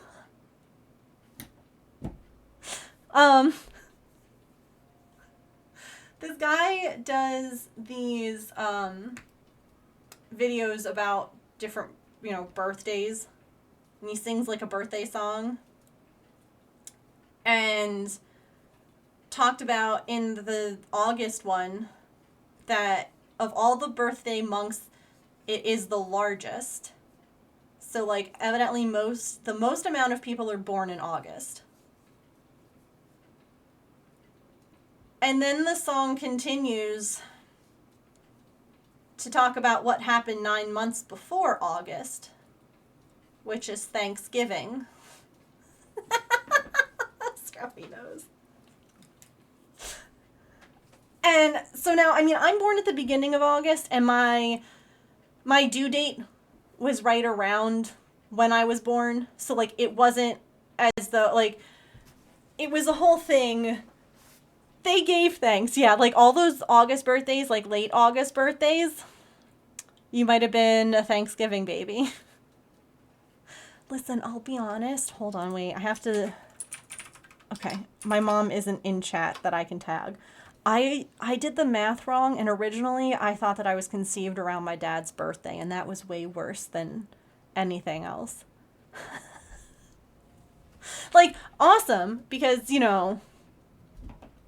like, hey, as you should, like, anyone who thinks, like, oh, parents don't do things, parents do things. I hope that they do, Like, I hope that they're happy and that they love each other and do but I don't want to think about it. And I don't want to think about, like, celebrating something by doing that. Do you know what I mean? Like, thank goodness for bad math, yeah. Second was due in October, but born in September. Gotcha. You have a lot of August birthdays in your family, too? How I was supposed to be a November baby, they evicted me from the womb, so I'm an October child. I know parents do things, but I don't want to know about it. Yeah. Yeah. Like, that's one of my favorite things that makes my husband squeam and squirt. It's just, like, a little bit of, like... I'll just, like, tease him sometimes about that. I'm like, you do realize that you have siblings. He's like, yeah, but the stork just brought them. I don't want to think about that. Dad was Navy, home most of the Christmas holidays, but away for a lot of the rest of the year. Yep. Oh, wow. Yeah, my hubby's in oh my gosh. He's in the Air Force. He used to be in the Army. My brain was like, he's in the Army. No, honey. He hasn't been in the Army for a while. He's in the Air Force.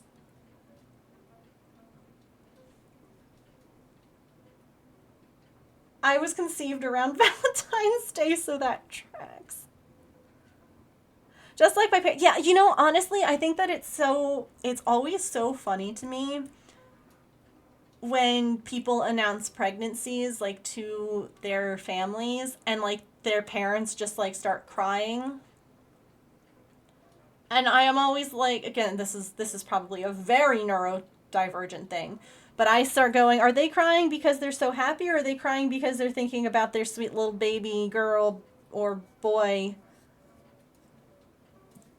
doing the horizontal tango?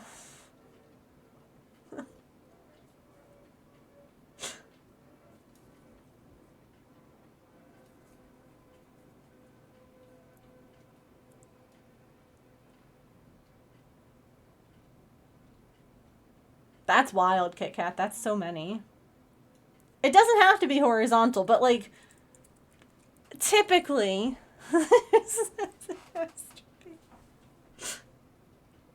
Oh my god, Emily.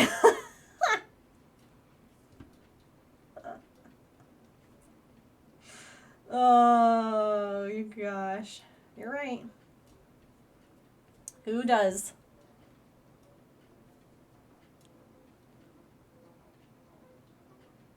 Just silent shock when you told her she was going to be a grandma? Yeah.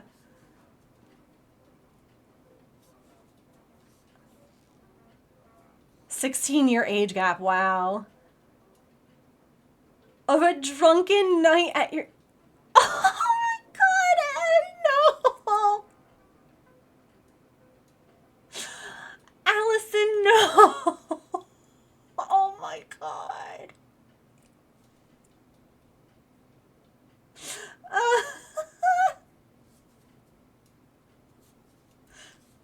That's amazing.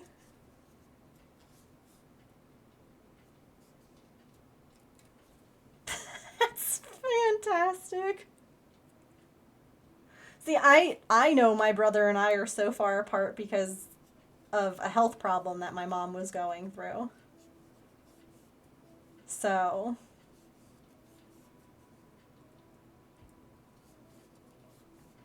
Your godmother told you? Ah, godmothers. They're so good for things like that.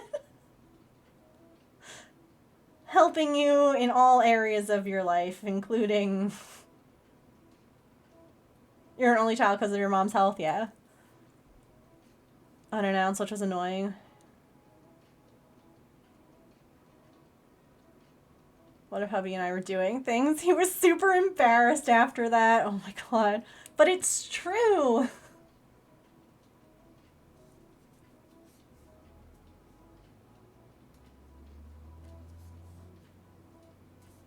So I'm quite a bit younger than your brother. Gotcha. Yeah, my hubby is 10 years younger than his brother. And then his sister's like 2 years younger than him, because same thing, like, you know, previous relationship for his, so.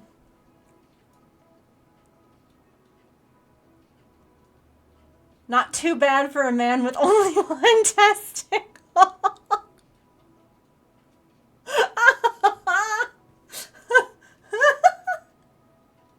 See, this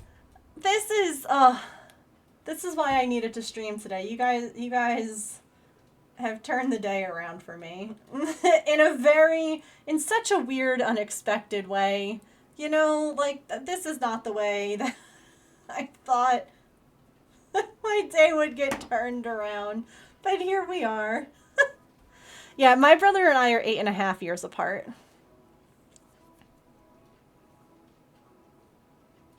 Only child, weren't planned, yeah. Be prepared, people say people say things when people pass away. Oh yeah, can we actually check when the next ad will be? Because I ran them early before because I had started late because I was having a breakdown crying. 11 minutes, okay. I wasn't sure if it was going based off of the last one or the current one. Glad my dad's lonely ball can make you smile. Thank you for sharing. I appreciate it. I mean, honestly, being 8.5 years apart, like, I can understand that, like, not wanting to start again with, like, diapers and all of that. But you do have the benefit then of having a child who's older who wants to be involved in all, well, at least I did. I wanted to be super involved in everything with my little brother. Like, I was so excited to be a big sister. And so then, you know, you have a kid who, like, can help with the diapers and the things like that. But I also don't, yeah. Control pain, I hear ya. I was one of those unfortunate people that birth control messed up. Like, I have a thyroid condition, and hormonal birth control, while it helped immensely with the period pain, which was why I was taking it, royally screwed up my thyroid levels, and so I had to stop taking it because I just couldn't get it to level out, and it just wasn't worth it to me. Thyroid buddies, hey!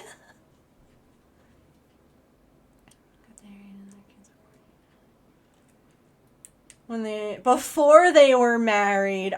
Ooh, scandalous. Oh, I cut this too soon again, didn't I? God dang it.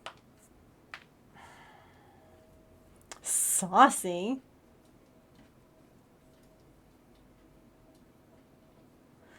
Yeah. We have been of the mindset of we want to adopt, we want to foster. And my hubby also is very much like, I would like to try for a bio kid. And I'm like, I get that. We'll see how my body is. Although now I'm getting older and I'm freaking the heck out.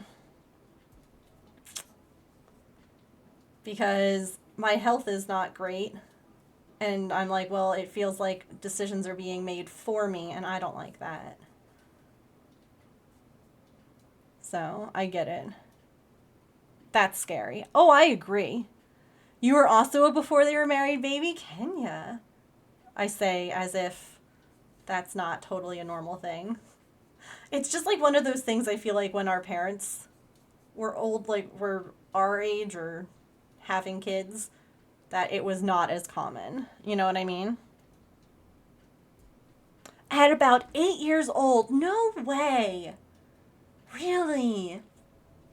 To the 2 anti-thyroid meds they gave.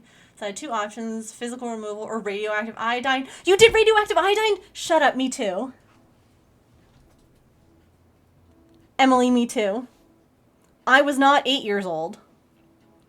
I was also very young. I was like just 20. I hadn't even found a grown-up doctor yet. I hadn't even found like my adult doctor. And the pediatricians were like, you know, if I didn't know better, I would almost say you're going through drug withdrawals. And I'm like, not what's happening, because my heart rate was through, it was the whole thing. It was a whole thing. And then when they figured out, like, I went to the hospital, they did a whole bunch of tests, and the first test that they did, which was the blood test, finally came back, and they're like, your thyroid levels are so far off the chart that, like, it's not even chartable. And I was like, cool. So we started medication, and I was this rare thyroid person who went back and forth. I went from hyperactive to hypoactive.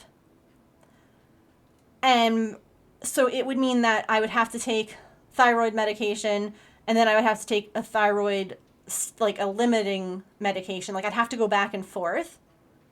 And it was such a bad swing. Like I go from being like really underweight to overweight to freezing all the time to sweating all the time. I was losing my hair. It was a whole thing. And so finally, at first I was like, I'll never have surgery or do this radiation thing. And finally I was like, I'm so sick of this. Please, how can I make it stop? And I didn't want to have the scar. Although now thyroid surgery is like so tiny compared to how it used to be.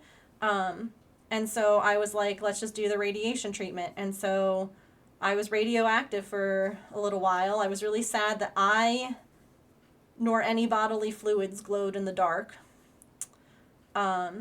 I did, however, that was the best summer of my life because I did not get any bug bites because no bug wanted to be anywhere near me. They would die. It was great. It's the best. And so I have been I've had a dead thyroid now for 18 years. Gosh. Wait, did I math that right? Hold on. I didn't math that right. 16 years.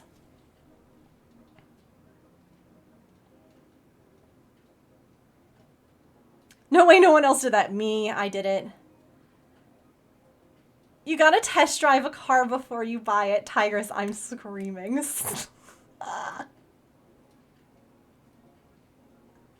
They got pregnancy with hyper-religious families, yeah. With 5 more kids, so yeah, you're just like, what are you gonna do? They weren't compatible, yeah. Basically just called dad, yeah. Pregnancy is wild and not for the faint of heart, yeah. I just know, like, my husband is so good with kids that, like, I feel like I would not be a good parent just because of my anxiety, but he was, like, meant to be, like, a parent. He's so good. He's so sweet. I was a kid, so I had to go to Philly. I had to go to CHOP, Children's Hospital of Philly, yep. How did nobody test this? Yeah, it's wild. It's wild how much the thyroid affects everything. And your thyroid is just this itty bitty, tiny butterfly-shaped gland in your neck. And yeah.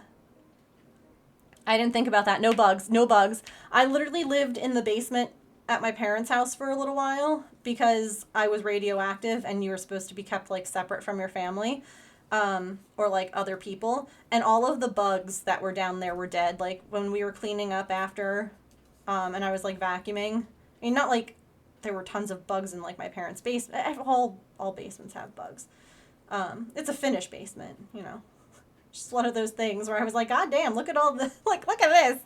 They were just, because I was so radioactive. It was great. 25 years without a thyroid for you? Yeah. It scares me too, Allison. I'm right there with you. Hi, Amanda. Welcome in. I don't need a doctor to tell me that, yeah. But kittens, yes, many. I was a free bug killer. Radioactivity kills bugs.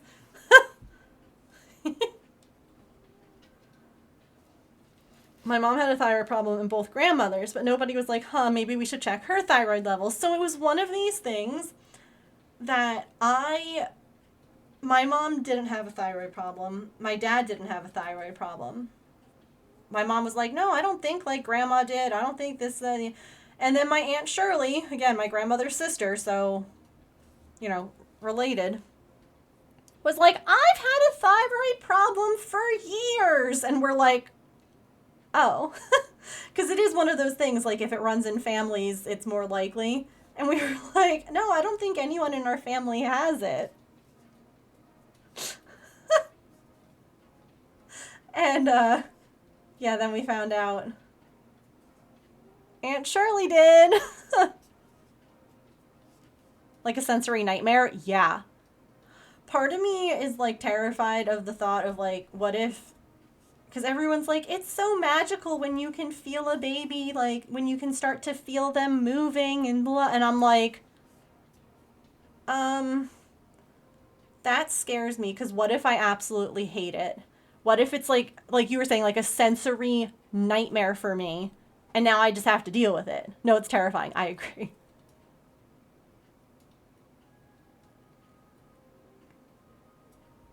Yeah. It's a whole thing.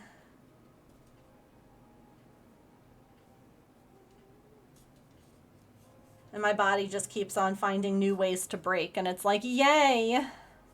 It may be magical for some, doesn't make the rest less scary. Yep. Oh, crud. Okay, ads are coming. It's stretch break time.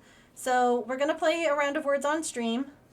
And then we'll come back and we'll keep working on our little sea serpent, because this is sparking joy and our conversations are also sparking joy. Normally I would push ads off a little bit because I really am enjoying this conversation, but we can continue when I get back, because evidently there's another package that James asked me to go pick up. It's probably something for my birthday, because he's like, I don't want it to get wet. So I think I should shake it, right? Yeah, I think I should. So I'll go do that. Handle the idea. Something inside? Absolutely not. Yeah.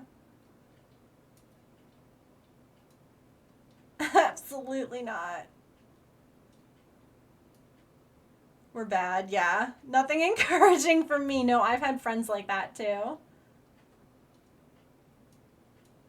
Oh god, yeah, the cost of it. And I already know I would be a high risk pregnancy because of my health problems and like the thyroid and the anxiety and the medications I take. Like, I already know that I would be getting more testing done. I'd have to go to more doctor's appointments. I'd have more blood work, like all of it. And it's like, oh.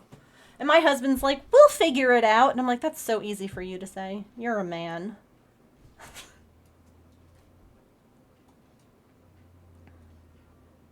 Yeah. Not just spreading that to others like some people do. Yeah. Jesus, that's scary, Kit Kat. Oh my god.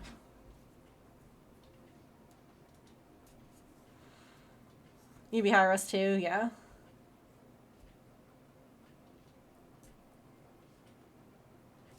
Okay.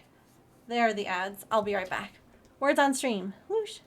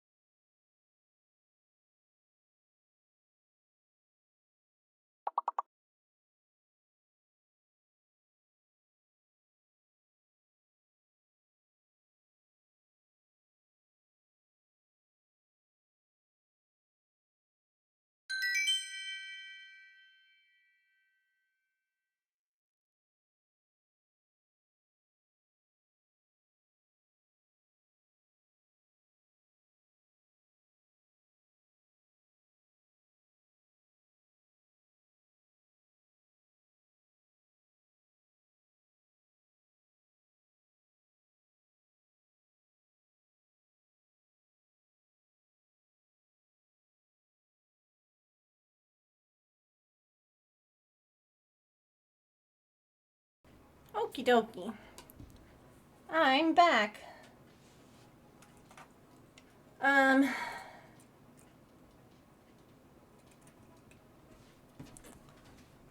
Train of thought. Of course crafts will help. Hi, Positively Crafty. Thanks.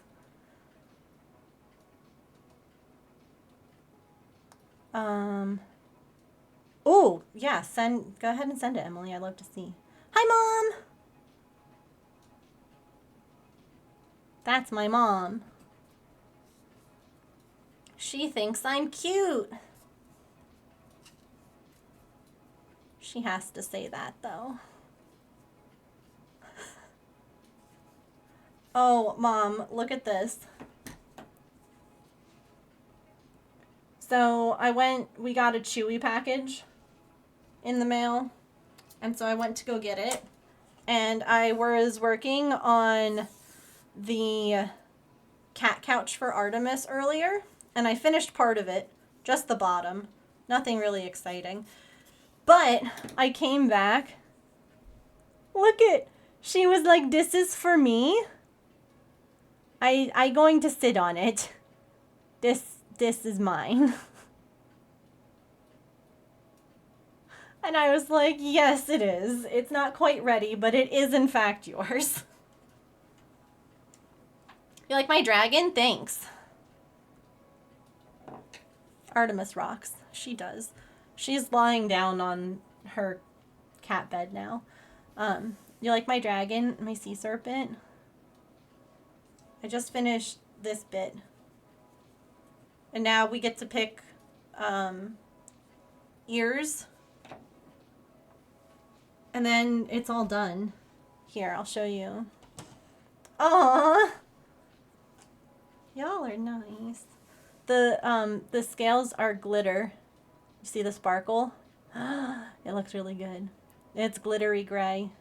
And a glittery purple eyeball.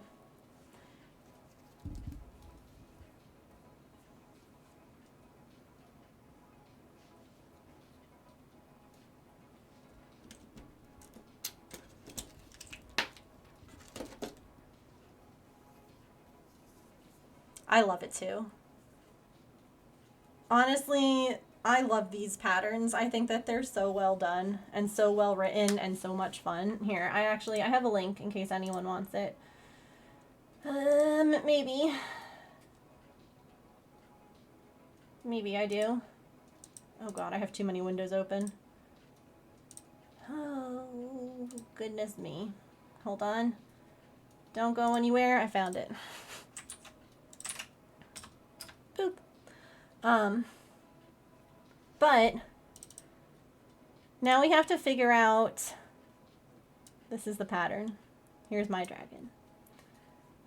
So Megan Lapp is, one of the things I love about her is that she offers like multiple designs for one creature. Oh god. So like this one has 3 different sets of like scales, 3 different sets of ears, 3 different sets of tail fins. I have 2 of her books too. I love her. She's so sweet.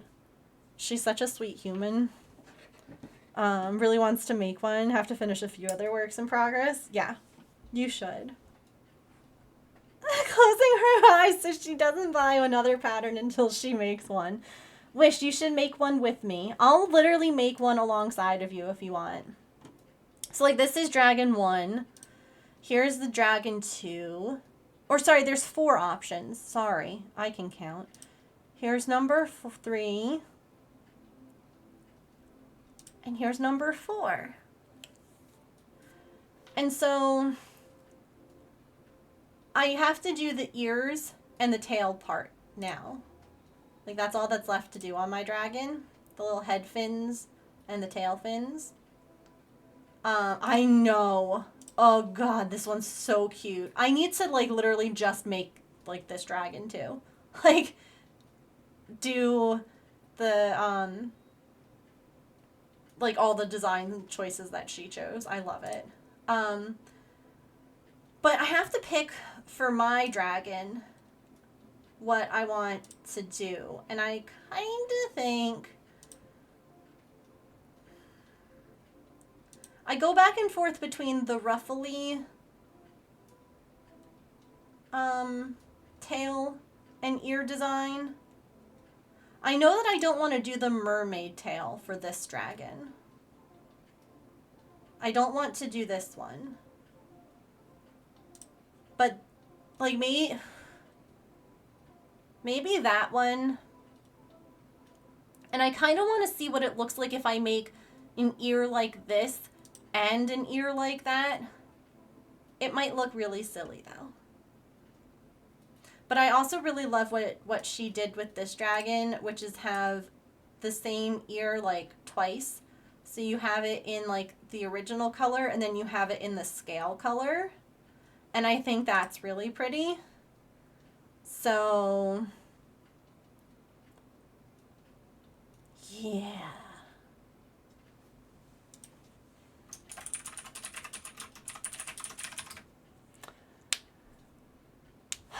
So maybe, what am I meant to decide next, according to the pattern? We're supposed to pick the tail next. So,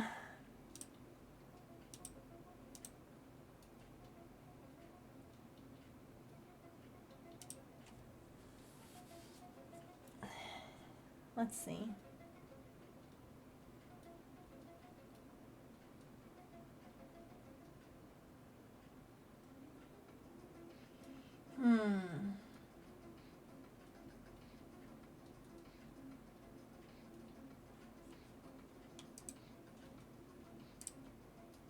I'm looking at the pictures. They're both pretty similar, aren't they?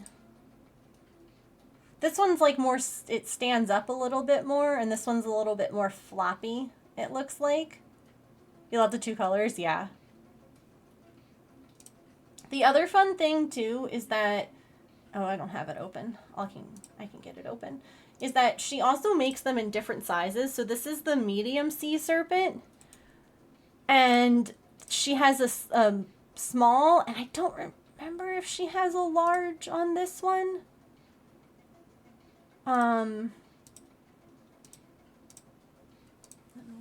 Oh, here I am sitting here going, man, my head's starting to hurt. It's because my hair was pulled up too tight. FYI, if your head's hurting, your hair might be pulled up too tight.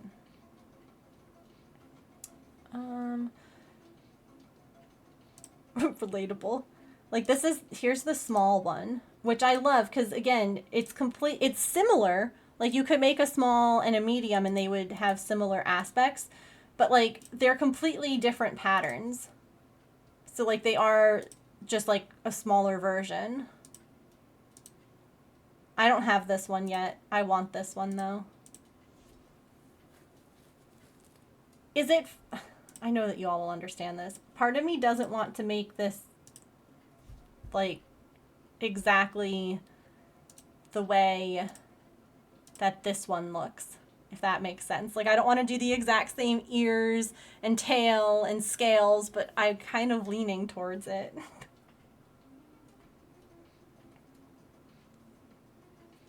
I don't have the small sea serpent. I have the medium. This one's the medium. And then this one's the small.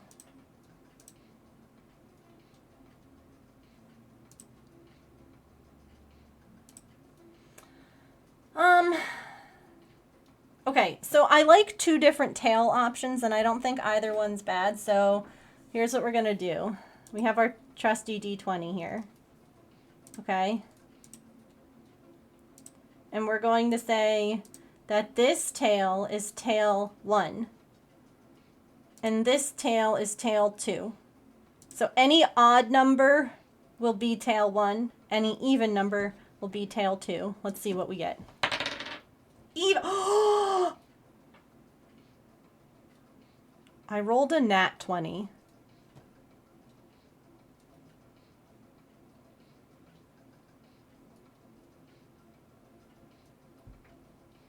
Holy crap. Which is tail 2. Wow. Dang, okay. Nat 20. I see you. It's decided. Now here's the other question. Should I make it this color? Like this yarn? Does that mean you get a unicorn to ride? I think it means that I get to buy all her other patterns. I am not disappointed. I know, that's always a really good indicator when you like flip a coin or you like eeny meeny miny moe it and you're like, oh darn, I'm actually kind of disappointed. Then you know that that's actually this. I really just couldn't decide. I like them both, so we let the like I'm good with that. I just don't know if I should do it here. Here's like the tail.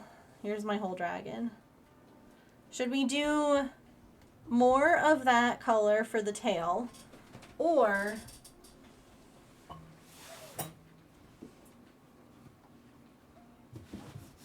should we do white? I do have sparkly white. Oh, what the sparkly silver?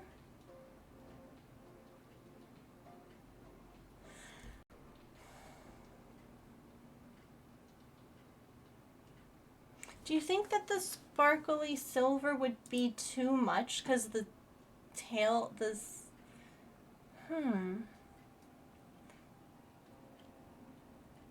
If I were to use the sparkly silver for the ears, I could try it. We could try it. I like the sparkle too. If not the sparkly silver, I have this too.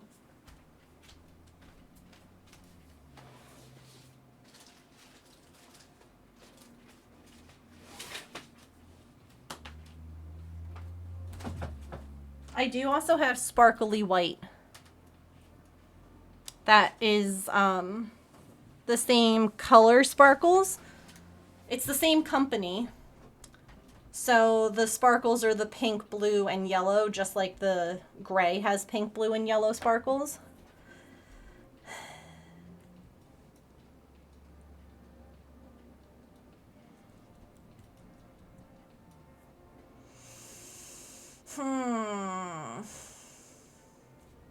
I kind of think I may like the white for the ear fins.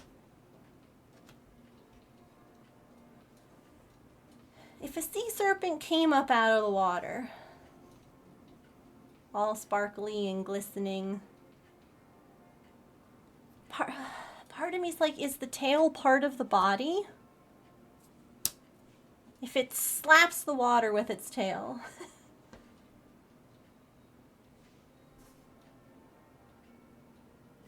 Should it slap it with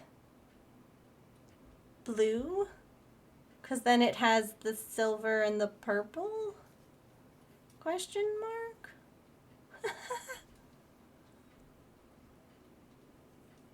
Like droplets of water.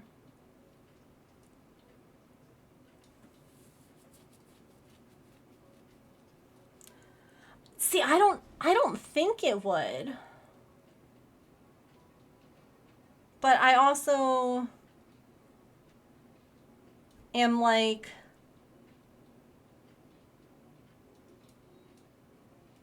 is it too many colors? Is it not? Roll for color.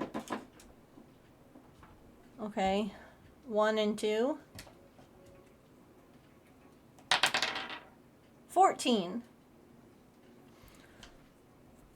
14's my lucky number. So we're going to try the sparkle first. And the great thing is, if we don't like it, I don't have to use it. That's how that works.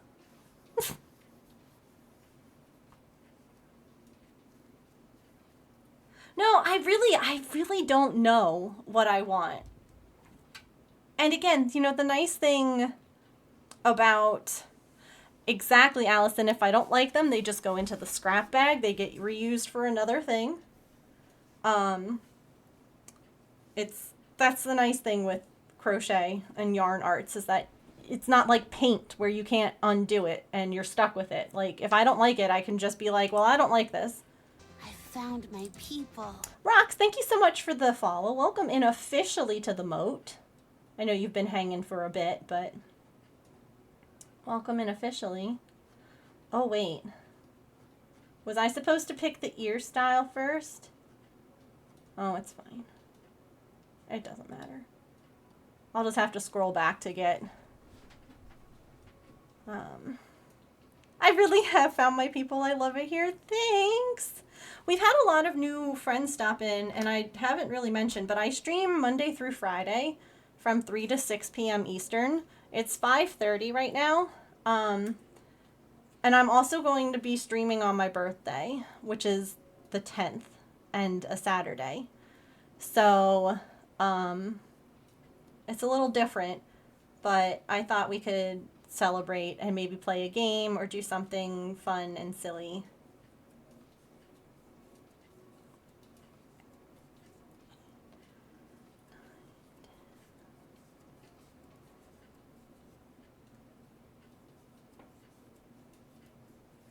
I think normal stream time, yeah.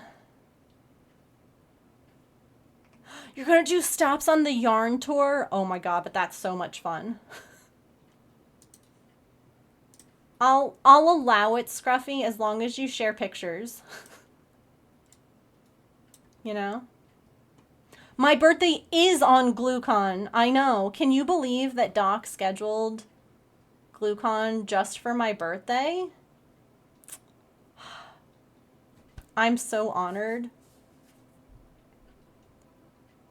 I can't believe that he was like, Megan's so cool that we're gonna celebrate her with GlueCon. I better get a GlueCon mug for my birthday, that's all I'm saying.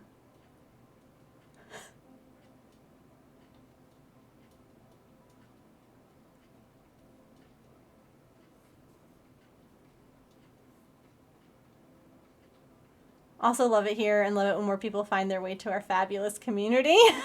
And then the "this is fine" emote. That's amazing.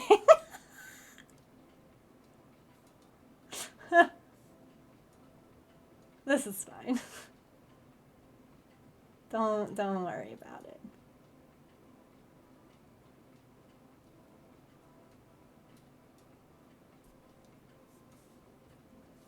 I love finding new lovely places with lovely people. There are a lot of really nice people here.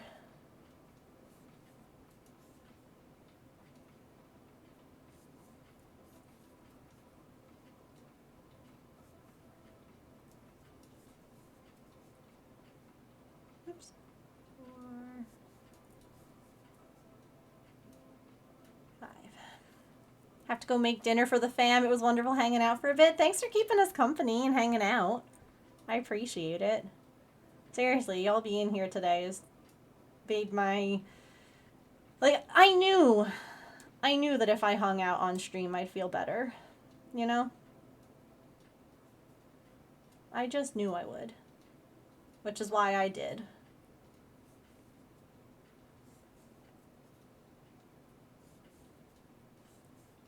Thanks, you too.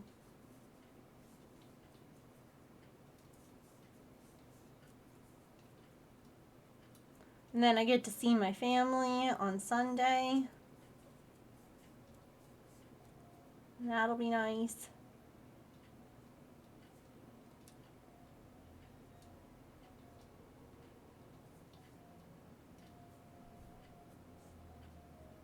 Great people, great vibes. Aw, yeah, I agree. Going to eat now, talk to you later. Yes, yay, hugs. I know. It will be good.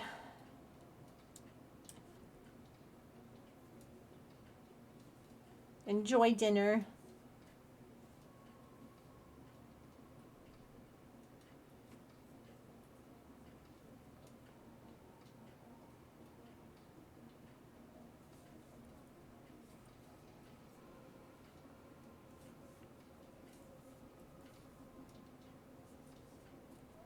If you play that around my mom, she sings it for like weeks after. I don't know if she's still there.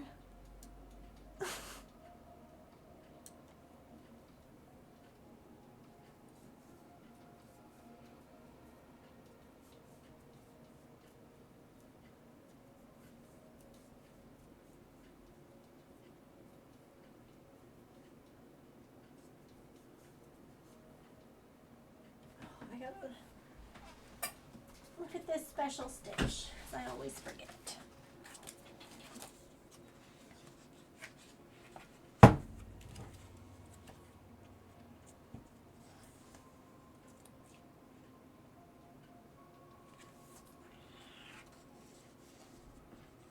Isn't it cute? Welcome in, Chair. Send birthday song to Megan's mom on Saturday afternoon. I'm shopping for therapist and crochet starter kits. That's a vibe. I hope that you're successful in both.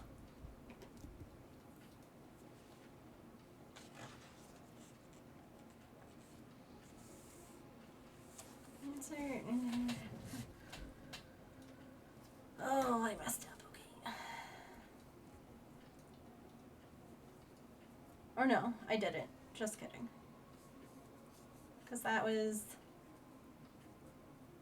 a single, half double, single.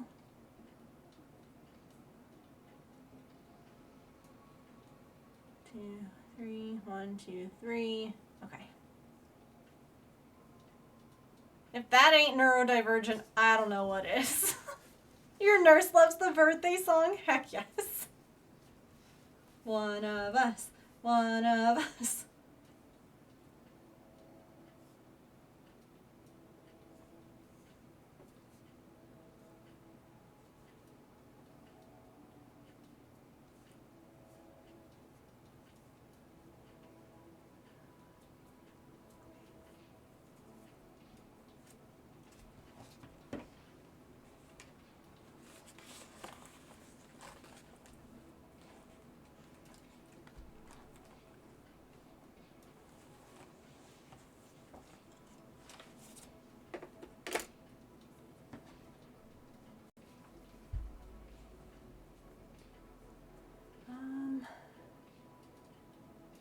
Oh, wait.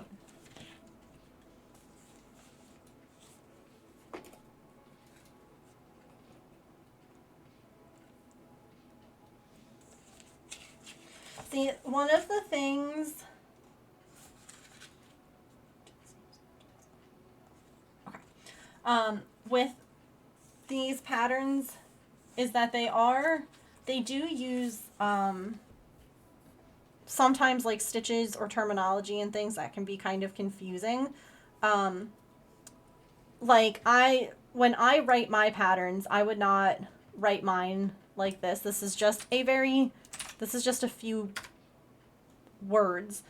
Like that's the stitch that I just did. And that is like, what the heck does that mean? She explains it so very well in the glossary. So it's like the patterns might be a little bit more difficult or a little bit more like, oh my gosh, what is all of this?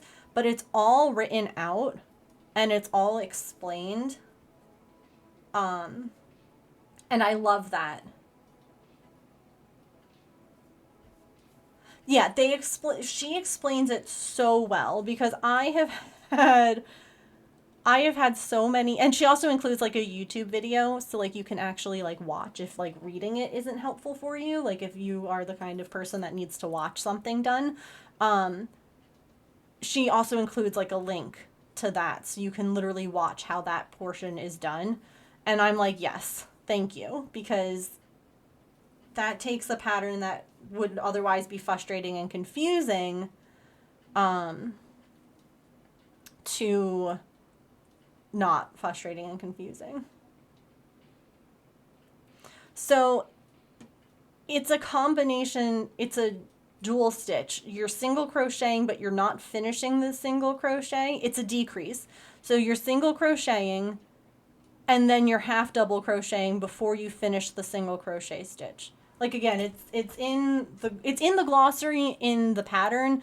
I also have like her books, and so I tend to just look in the book instead of having to flip back through the pattern on my phone or tablet or whatever I'm reading it on, just because it's easier.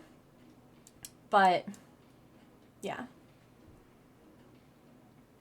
and that made my brain short circuit. Yeah, crochet and like I have never been good with languages. I'm not. My brother, linguistic mastermind. I am a weeb. I can't do it. But I understand crochet speak, and that says something.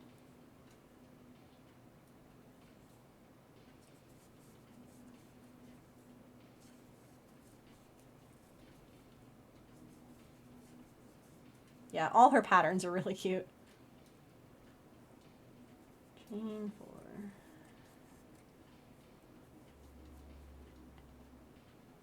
And she has like a Facebook group where you can ask for help with things too, and yeah.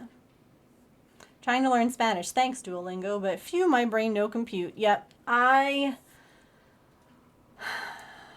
don't retain language very well, especially gendered languages, like where a table is feminine, but a chair is masculine. I don't remember what it is in Spanish, but like when things are la or el or whatever, and you're like, I can't remember all of that. And like you get it wrong if you say it wrong, and it's just, there's so many rules.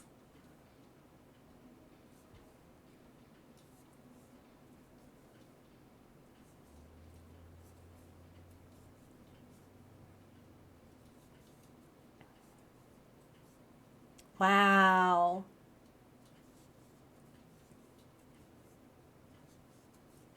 That's awesome. Yeah, my brother speaks Mandarin.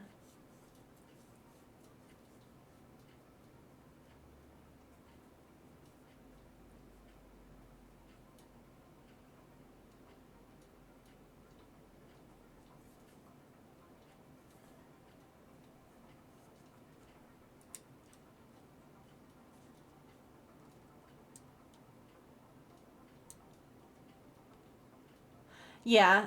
And like that's the thing, like for instance, I cannot read sheet music. Like I can't read music without having the notes written down. I've just never been able to do that. Certain people can do certain things, and there's nothing wrong with that. Like it can be frustrating. Um but that's another one of those, like there's no right way of learning. Like if that's how you need to learn, and then once you've learned that part, you can start to like, I don't know, take away some of that and have it make sense. I don't know. It can be confusing. Follow a certain pattern, yeah. Certain methods better than others. That makes sense. Several musical instruments and can read sheet music pretty well. Yeah, he does too. And meanwhile, I do this. Not to say that like you can't do both. It's just that like this makes more sense to me than any of that did.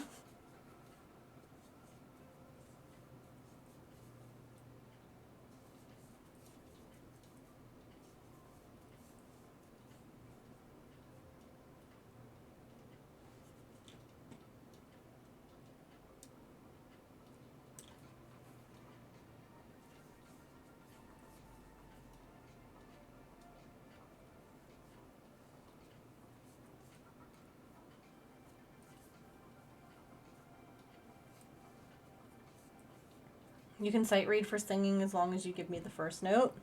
That's cool.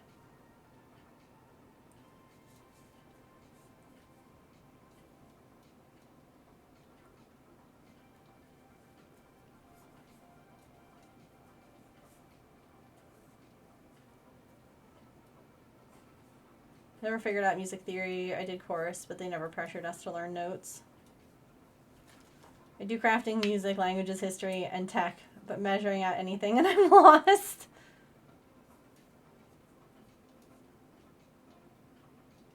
Play multiple instruments as well. Fun to see the crossovers of neurospicy interests and specialties, yeah. I love music. I wish that I played instruments better. I played piano growing up. I have a guitar. Just like sitting in the corner of my office.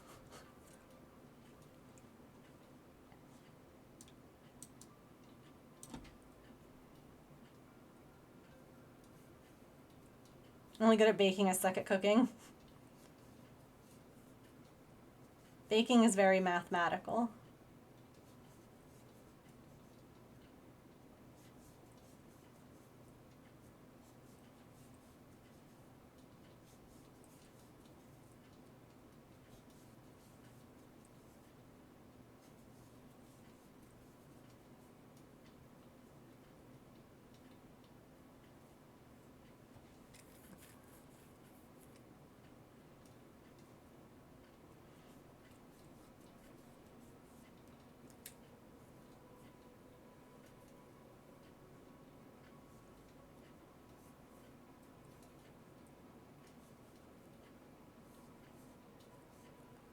Things that have a right answer, yeah.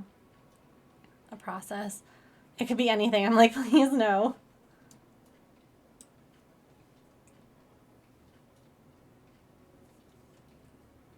Anything is possible, and you're like, please just tell me.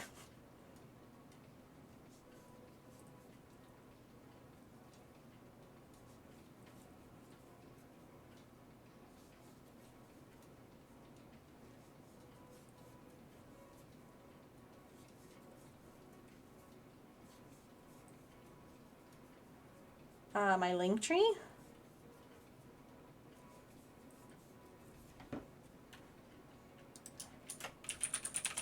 Is that it? Yeah, there's my link tree.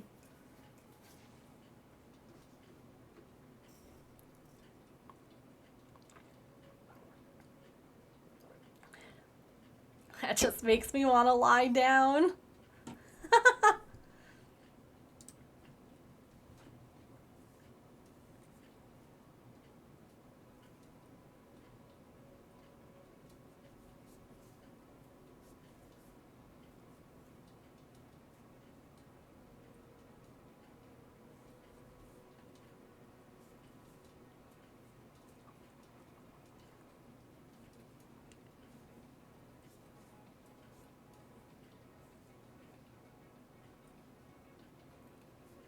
You're good, Emily.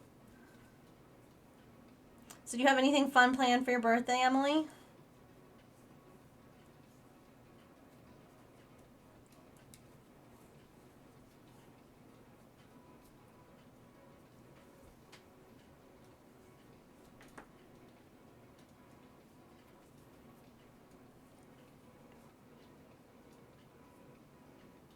It's all a secret. They won't tell me. Oh, I love that.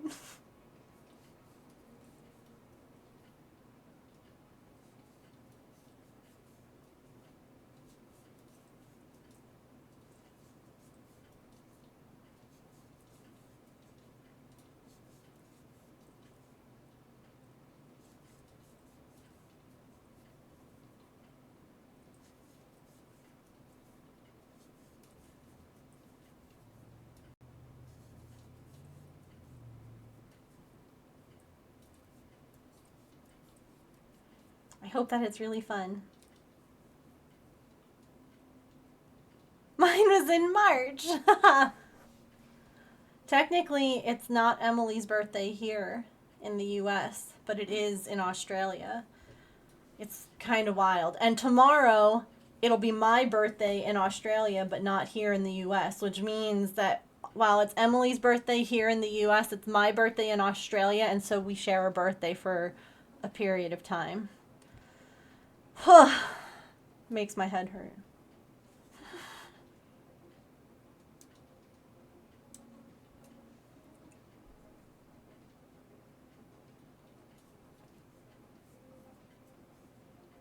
Yeah, and Silicons, one of my other mods, her birthday is my birthday. It's August 10th, and so we're birthday twins. Which means that we're unofficial birthday triplets.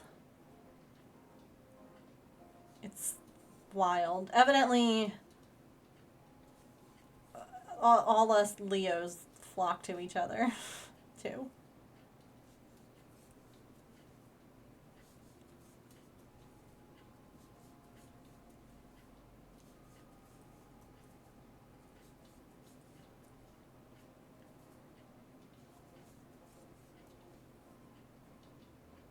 There's always Emily's. We travel in packs.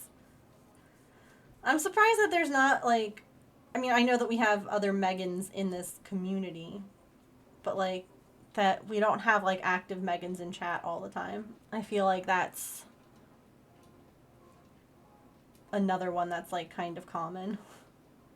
Well, it's okay, because I'll be here tomorrow, too, so if you can't make Saturday, we'll just celebrate, because it'll be Australia Megan's birthday. So we'll just celebrate tomorrow. I get to celebrate for 2 days. So tomorrow and Saturday, we'll celebrate. We're just going to have, it's just going to be a party. You know? So don't even worry. I don't know what we're going to do. What should we do tomorrow?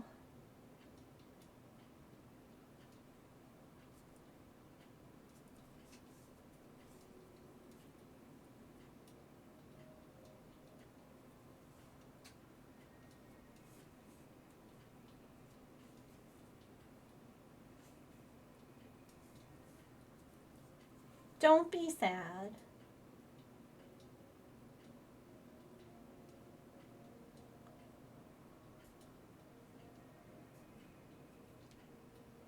Listen, I'm not even celebrating on my birthday with my parents. I'm seeing them the day after. Like, celebrating on your birthday is only, like, super important when you're, like, little, I feel like. If that makes any sense. Like, when you're a kid, it feels so wrong if you don't celebrate your birthday on your birthday. But, like, as you get older and people have plans and lives and trying to figure things out and get together, it starts to become less, like, about the actual day. With, like, except, you know, me, like, you know, obviously I'll celebrate with my husband. He better make me a cake again. You know, so, like, those little things. But, oh, you're going to be at Disney? Listen, you are celebrating my birthday. All you have to do, find something Dalmatian, or, like, you know, take a picture of the Mickey balloon, like the ear balloons, and send me a picture, and done. You've celebrated. I'm happy as can be. That'll be enough. Like, I'm happy. It's about the celebration, not necessarily the day as you become an adult, yeah. And I refuse to celebrate my birthday on my birthday. I'm all superstitious about it now. Oh, interesting. When I try to, weird stuff happens. Oh, wow. I love that, though.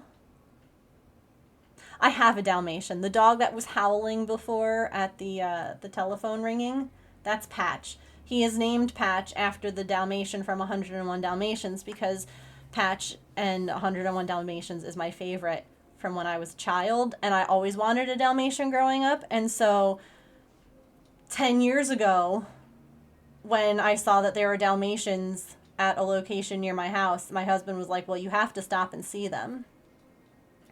And then Patch did this. And we had to pay for him with 2 credit cards at the time because we didn't have a high enough credit limit on one. But, yep. Yeah, that's my old man. Now he's a grumpy old man. Oh, look at this baby. Oh, boop. And then he fall.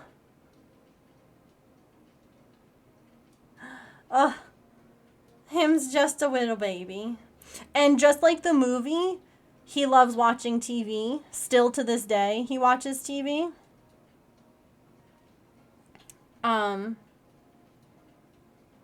Here, hold on, I'll show you a current picture. He's currently wearing socks because he's got a yeast infection in his toesies and his ears because he keeps scratching his ears with his toes. So he now has little socks on his feet while we put medicine on. Bless his little heart. Look at Him's. Him's a baby. He knows how to use pillows too.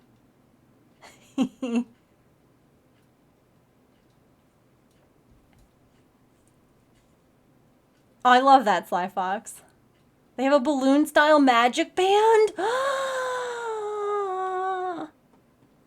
god. Doggo's always brighten my day, yeah. Like, Patch we got, the cats chose us. It's just the way of life, you know? Like, I had already researched, special interest, I love Dalmatians. I love learning about them because they have fascinated me from the time that I was a child. And so I was like fully ready to adopt him when we found him. Look at him. Look at him. And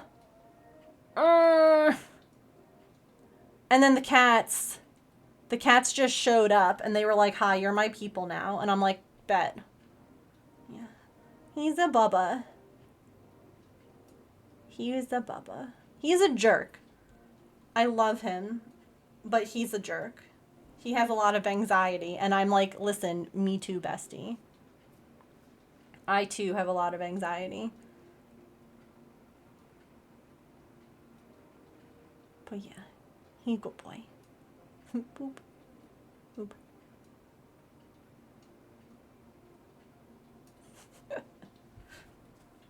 And then I have Artemis. Artemis was a stray who lived... The Mets beat the Rockies, heck yeah. She like lived in our neighborhood and she never wanted anything to do with us. And then I started taking care of Maple. Maple was feral. Do you want to see my feral boy now?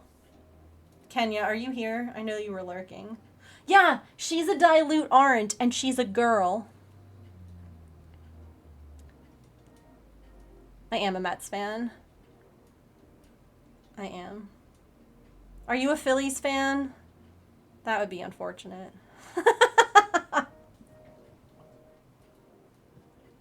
Artie is our favorite supervisor, yes. Well, this is my feral boy now.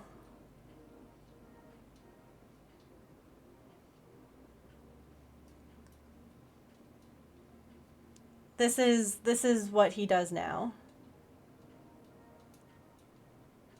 Listen, do you want to see him when he was feral? I worked with him for a year. Like, oh my god. Remember how I said that my husband was deployed stateside for 4 months? And I was like a mess? Well, literally the day that my husband left for his deployment, Maple showed up in our backyard. The day.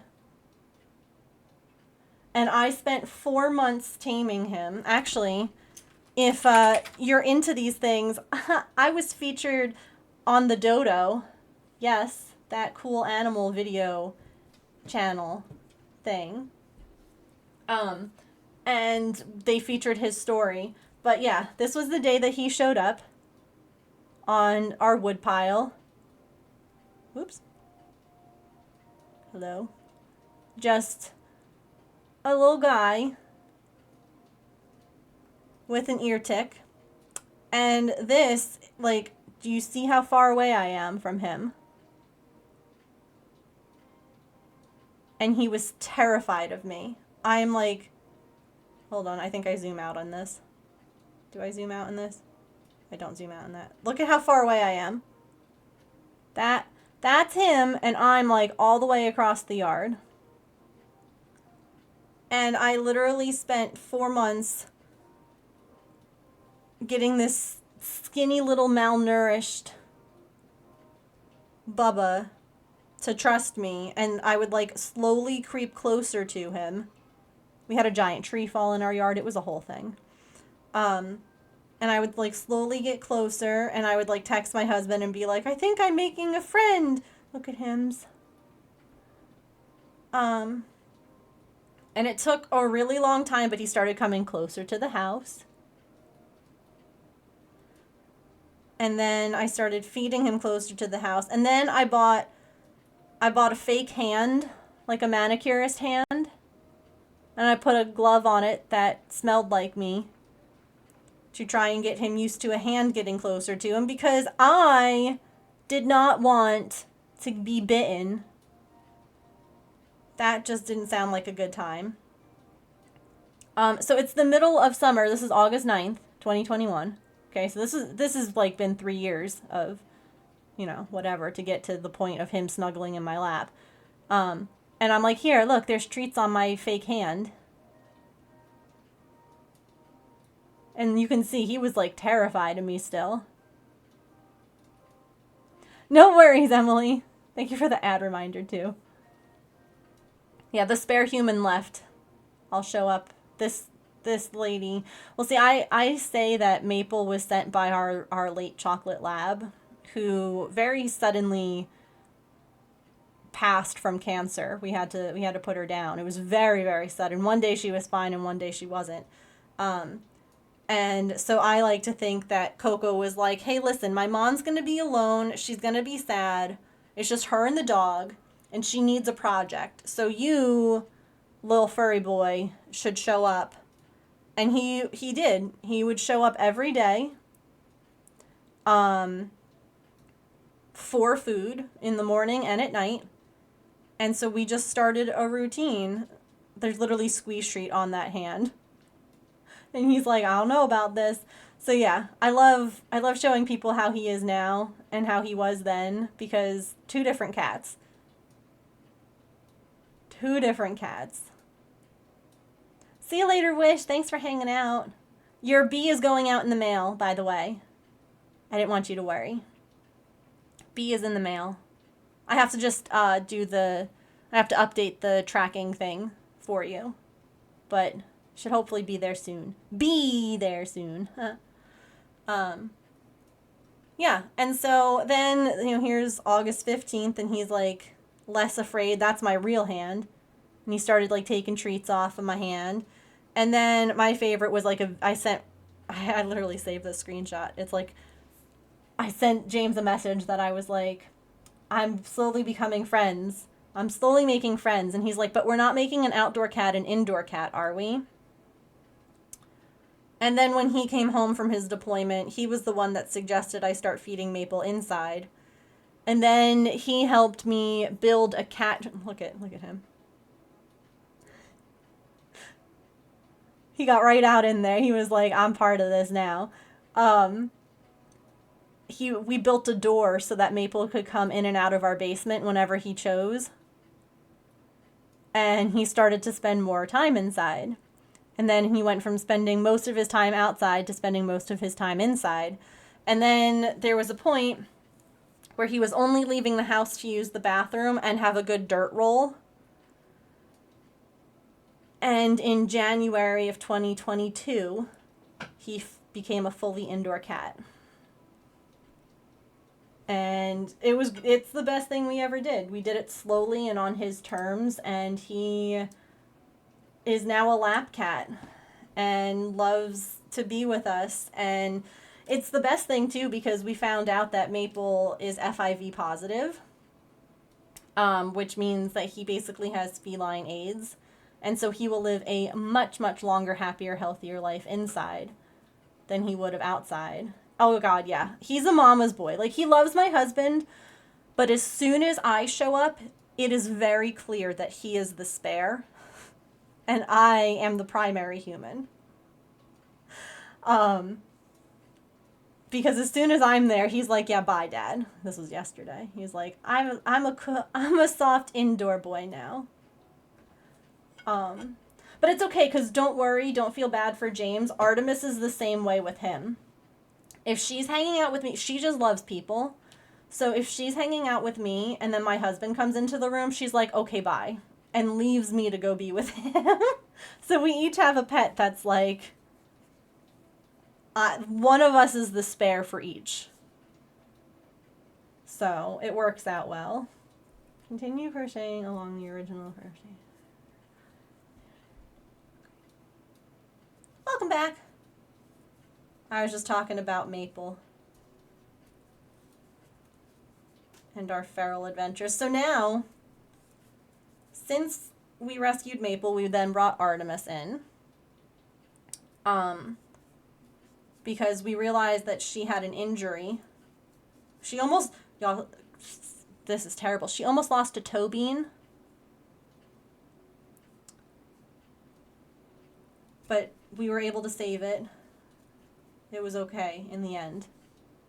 But that just seems like the worst thing Imagine missing a kitty toe bean. They're just so cute and tiny. Patch hates the cats.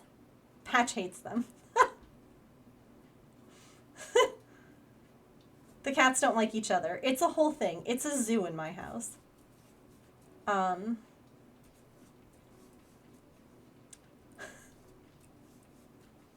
on, I'm counting. However, don't think that stopped us, because since then we also rescued another kitty who needed to be TNR'd, got him trapped, got him neutered, released him. He said no thank you. I will not actually be leaving. And so then we had Gandalf for a while, who was a TNR failure. He got neutered. We released him and he said, absolutely not, I will be moving in. Like, literally just came right inside. I just saw the TikTok of all of the cats drinking out of Patch's bowl. Yeah. They're all chaotic. Gandalf was the sweetest baby, and my cats hated him with a passion. And I think that they hated him with a passion because he smelled like a stinky boy, in the sense of he was not neutered. So he had...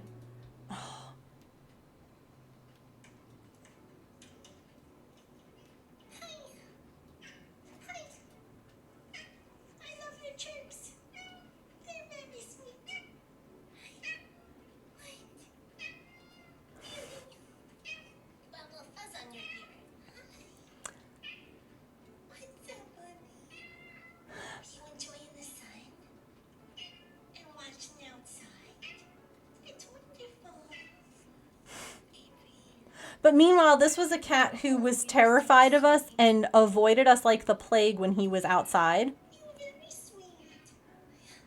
So, since all of my pets hated him, we went ahead and we got him adopted. It took us a couple of months. And after we got him adopted, my health literally went into the toilet. Just absolutely crapped the bed. Was done. Over. Yeah. So I teased my husband. I'm like, it's because we adopted Gandalf out. But he went to a wonderful, wonderful family. He was their first cat, and he's like the sweetest baby. Like, look at him. He is just the sweetest. And I get updates from them periodically, and he is doing so well. And, like, here he is in his new house. It was the hardest thing I had to do, like, letting him go. And it was also, like, the best thing. Like, oh, so sweet. So you know what, sleeping, this makes me sad. And this is unfortunately part of the struggle with TNR. Is that you can't get all of them. So I wanted nothing more than to TNR Jet. You kind of have to do it. You have to trap them at, like, specific times here. Like, I can only do it on a Tuesday, Wednesday, or Thursday to get him neutered at the shelter. And it just ended up not working out, and he, I believe, has moved on. Hi, Diva. Welcome in. Because he is not neutered, I do fear that he has gone off to find some lady, if you will. You know? So, Jet, we haven't seen in a few days. Probably about a week now. I am hopeful that he will come back and we can neuter him. Because obviously neutering him is super important. If he ends up being friendly like how Gandalf was, the shelter said that we could bring him back for an eval instead of us having to take another, because, like, I can't take in another cat. I can't do another Gandalf situation, not when my health is, like, all over the place still. So it was good that the shelter was like, yeah, if he ends up being really friendly, we'll absolutely like take him and like assess him for adoption and things like that. Because when Jet started talking, I was like, oh, maybe he'll be a sweet kitty, like Gandalf was. So I'm hopeful. We still have the camera and the bowls out. I stopped putting food in the bowls because Pippin kept eating all the food that we would put out for the outdoor cats, and I'm like, Pippin, you have food and water inside, ma'am. That's for the whole thing. The whole thing. You can only do so much to help. Yeah, it's one of the things. Like, I'm hopeful that he comes back, and if he comes back, we will trap him, we will neuter him, we will, do all those things again, because it's one of the few things that I feel like I can do. There's so much. Emily, yes. Pippin is in fact a Lord of the Rings reference because of Second Breakfast. Pippin is our current feral kitty that I have been working with now for about a year and a half, 2 years. She is gorgeous. She is big floofy girl, Mancoon ragdoll mix, I would say. She's big. She is large. No ads, no. Oh no.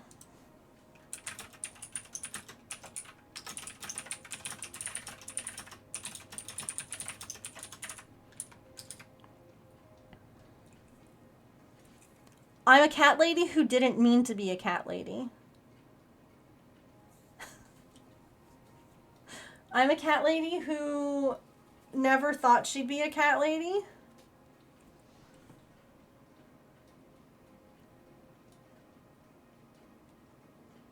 Okay. I'll be right back and then I'll show you Pippin. Sorry.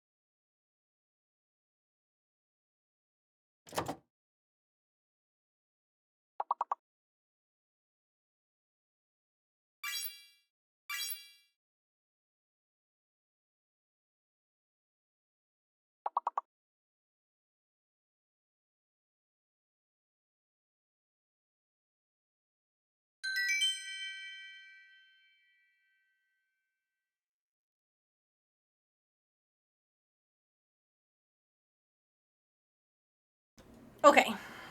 Sorry. Ads coming in at the worst time. Um Hopefully you're all out of them. Also, we have a piece done here, so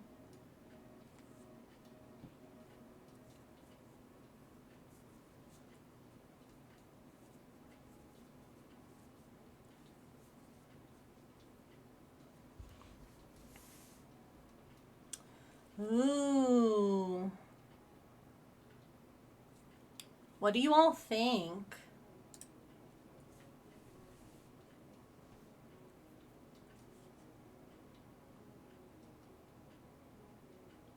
Hang on, I can move that for a minute.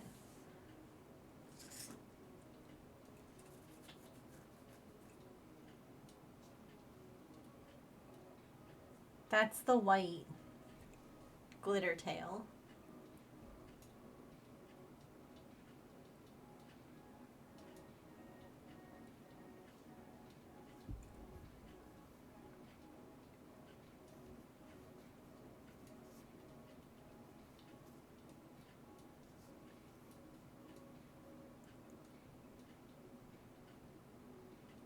Do you think it goes okay with like the silver?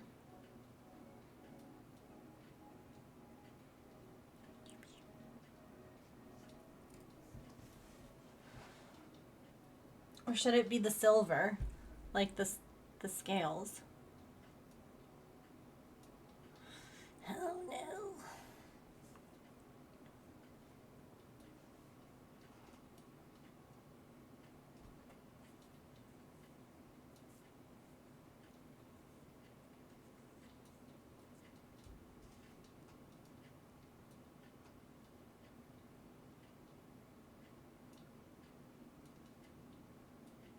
Like, do we like it?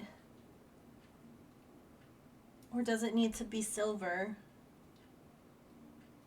Part of me thinks it needs to be silver. But I don't know if that's just me being an uber perfectionist and like particular. Yeah, honest.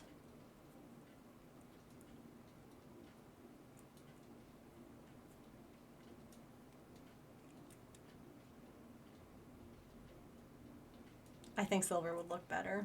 I think so too. You're on the fence. So here's what we're going to do. We're going to make a silver one so that way we can see both and then decide. Easy enough. And again, worst case, this goes into the scrap bag.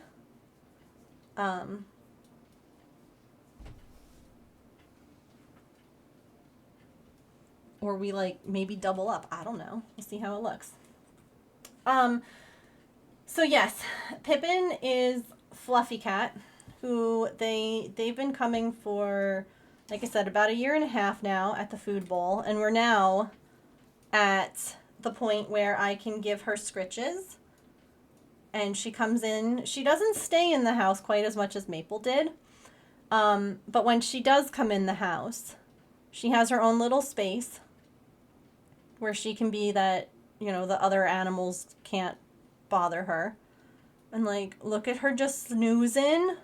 Like, she do a big sleep. She's tired, girl. Do a big sleep. And yes, her name is a reference to Lord of the Rings because there were several occasions where I didn't know that my husband had fed her. James didn't know I had fed her, and so she got second breakfast. And she is always down for second breakfast. And so I asked Maple, because Maple meows. She loves being brushed. I pulled off like a guinea pig sized clump of fur from her yesterday. So I asked Maple, because Maple meows, and I was like, we gotta name her after a hobbit. And I was like, should her name be Mary? And he was quiet, and I said, should her name be Pippin? And he meowed, and I was like, Pippin it is. So Maple named her Pippin. Because she is a true equal opportunity food enjoyer. I'm trying to see. I don't think I have a video of her being brushed, but she loves being brushed. She smashes her head into the brush. She's like, yes, please. And just like Maple, she found her meow too. This was this morning. Do you have a hairball? You do? That's why you were eating the grass? Oh, I see. Sorry.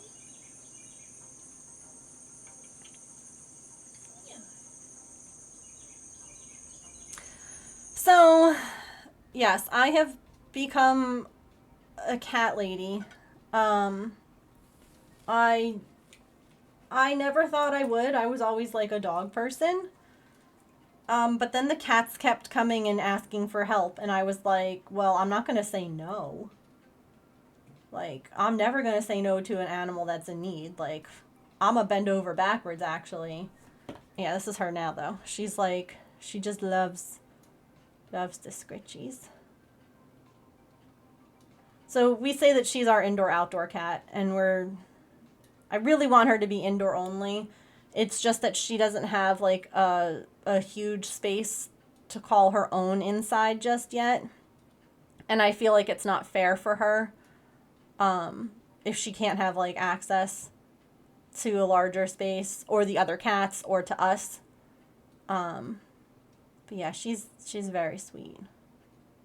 She's already been spayed, so that's good.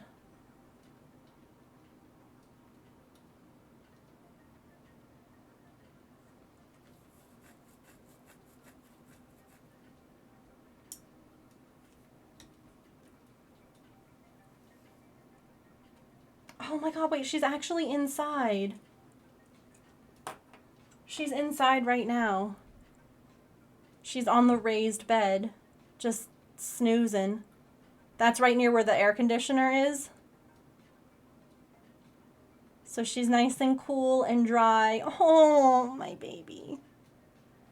My sweet baby. She's so sweet.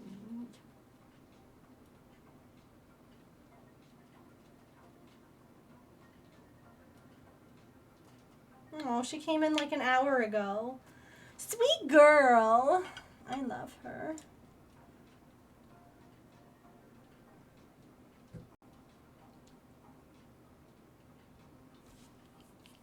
So yeah, I have a lot of animals. And only one of them was a planned animal. All right. It is 6:30. I'm hungry. My stomach says it's dinner time. So, we have to make the silver scale next stream. And we'll figure out if I'll ask in Discord what you all want us to work on. What you want me to work on. Go eat, I will. Kenya, I was just talking about all of our cats and how they all chose us, and then I was showing off, and look, Pippin's inside. You saw Mama Kitty and the babies? I love that you also want a TNR. If you have any questions ever, Emily, definitely feel free to reach out. I would be happy to help. Look at her right now. She says, "Is bath time." She's on her elevated bed by the air conditioner.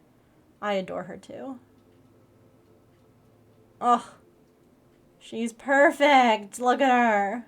Send a photo of your guy in Discord. Moth, I gotta go see it. Let me see. What's him's name? Oh, what a stoic, serious Bubba. I love pets. I love animals. All animals are good animals. Dude or kitty? Amazing. That's fabulous. Growing up, my cousin had a cat named Hey You. Like, that was his name. He responded to it. He came when you called him that. Just the greatest. Okay, Kenya.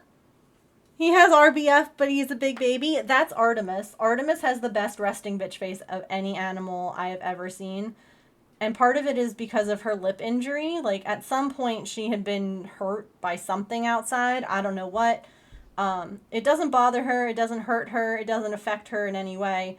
But her lip hangs down sometimes. Like, if she's just hanging out. So, like, you can see her little teethers. Or her little gums. And her little lip freckles. But she always just looks like disappointed in your choices in life when she sits like that.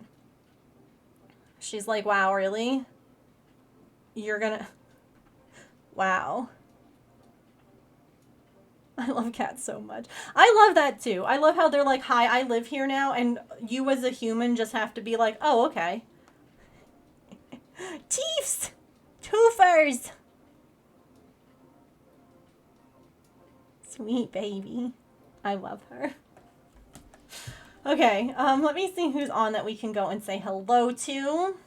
And then I will be back tomorrow. And we shall play a game maybe, do a craft. I don't know. I'll ask in Discord what you all want to see. Oh, let's go say hi to Lumi. Lumi's never on when I'm wrapping up lately, it feels like. And I love her. Yes, thank you all so much for being here today. I appreciate the heck out of you. Thank you for keeping me company. I hope that you have a really wonderful rest of your time zone. Remember to eat something tasty, to drink some water, to take any meds that you have to take. Remember to be kind to yourself and to other people. Remember you are loved, and I will see you all tomorrow, and we'll do some crafty game something. Thank you all, though, seriously, for being here today, and for chatting with me. You all made a day that I was anxious and crying and having a meltdown into one that was really great. So I appreciate you, and all of you taking any time out of your day to just hang out with me. So yeah, thanks. Grab those raid messages, friends. The first one is if you are a subscriber, and the second one is if you are a follower. And let's go say hi to Lumi. They're doing some house flipper. But Lumi is also a creative streamer. She does arts and crafts too. So let's go say hi. You'll love her. She's very sweet. I'll see you all tomorrow. Bye.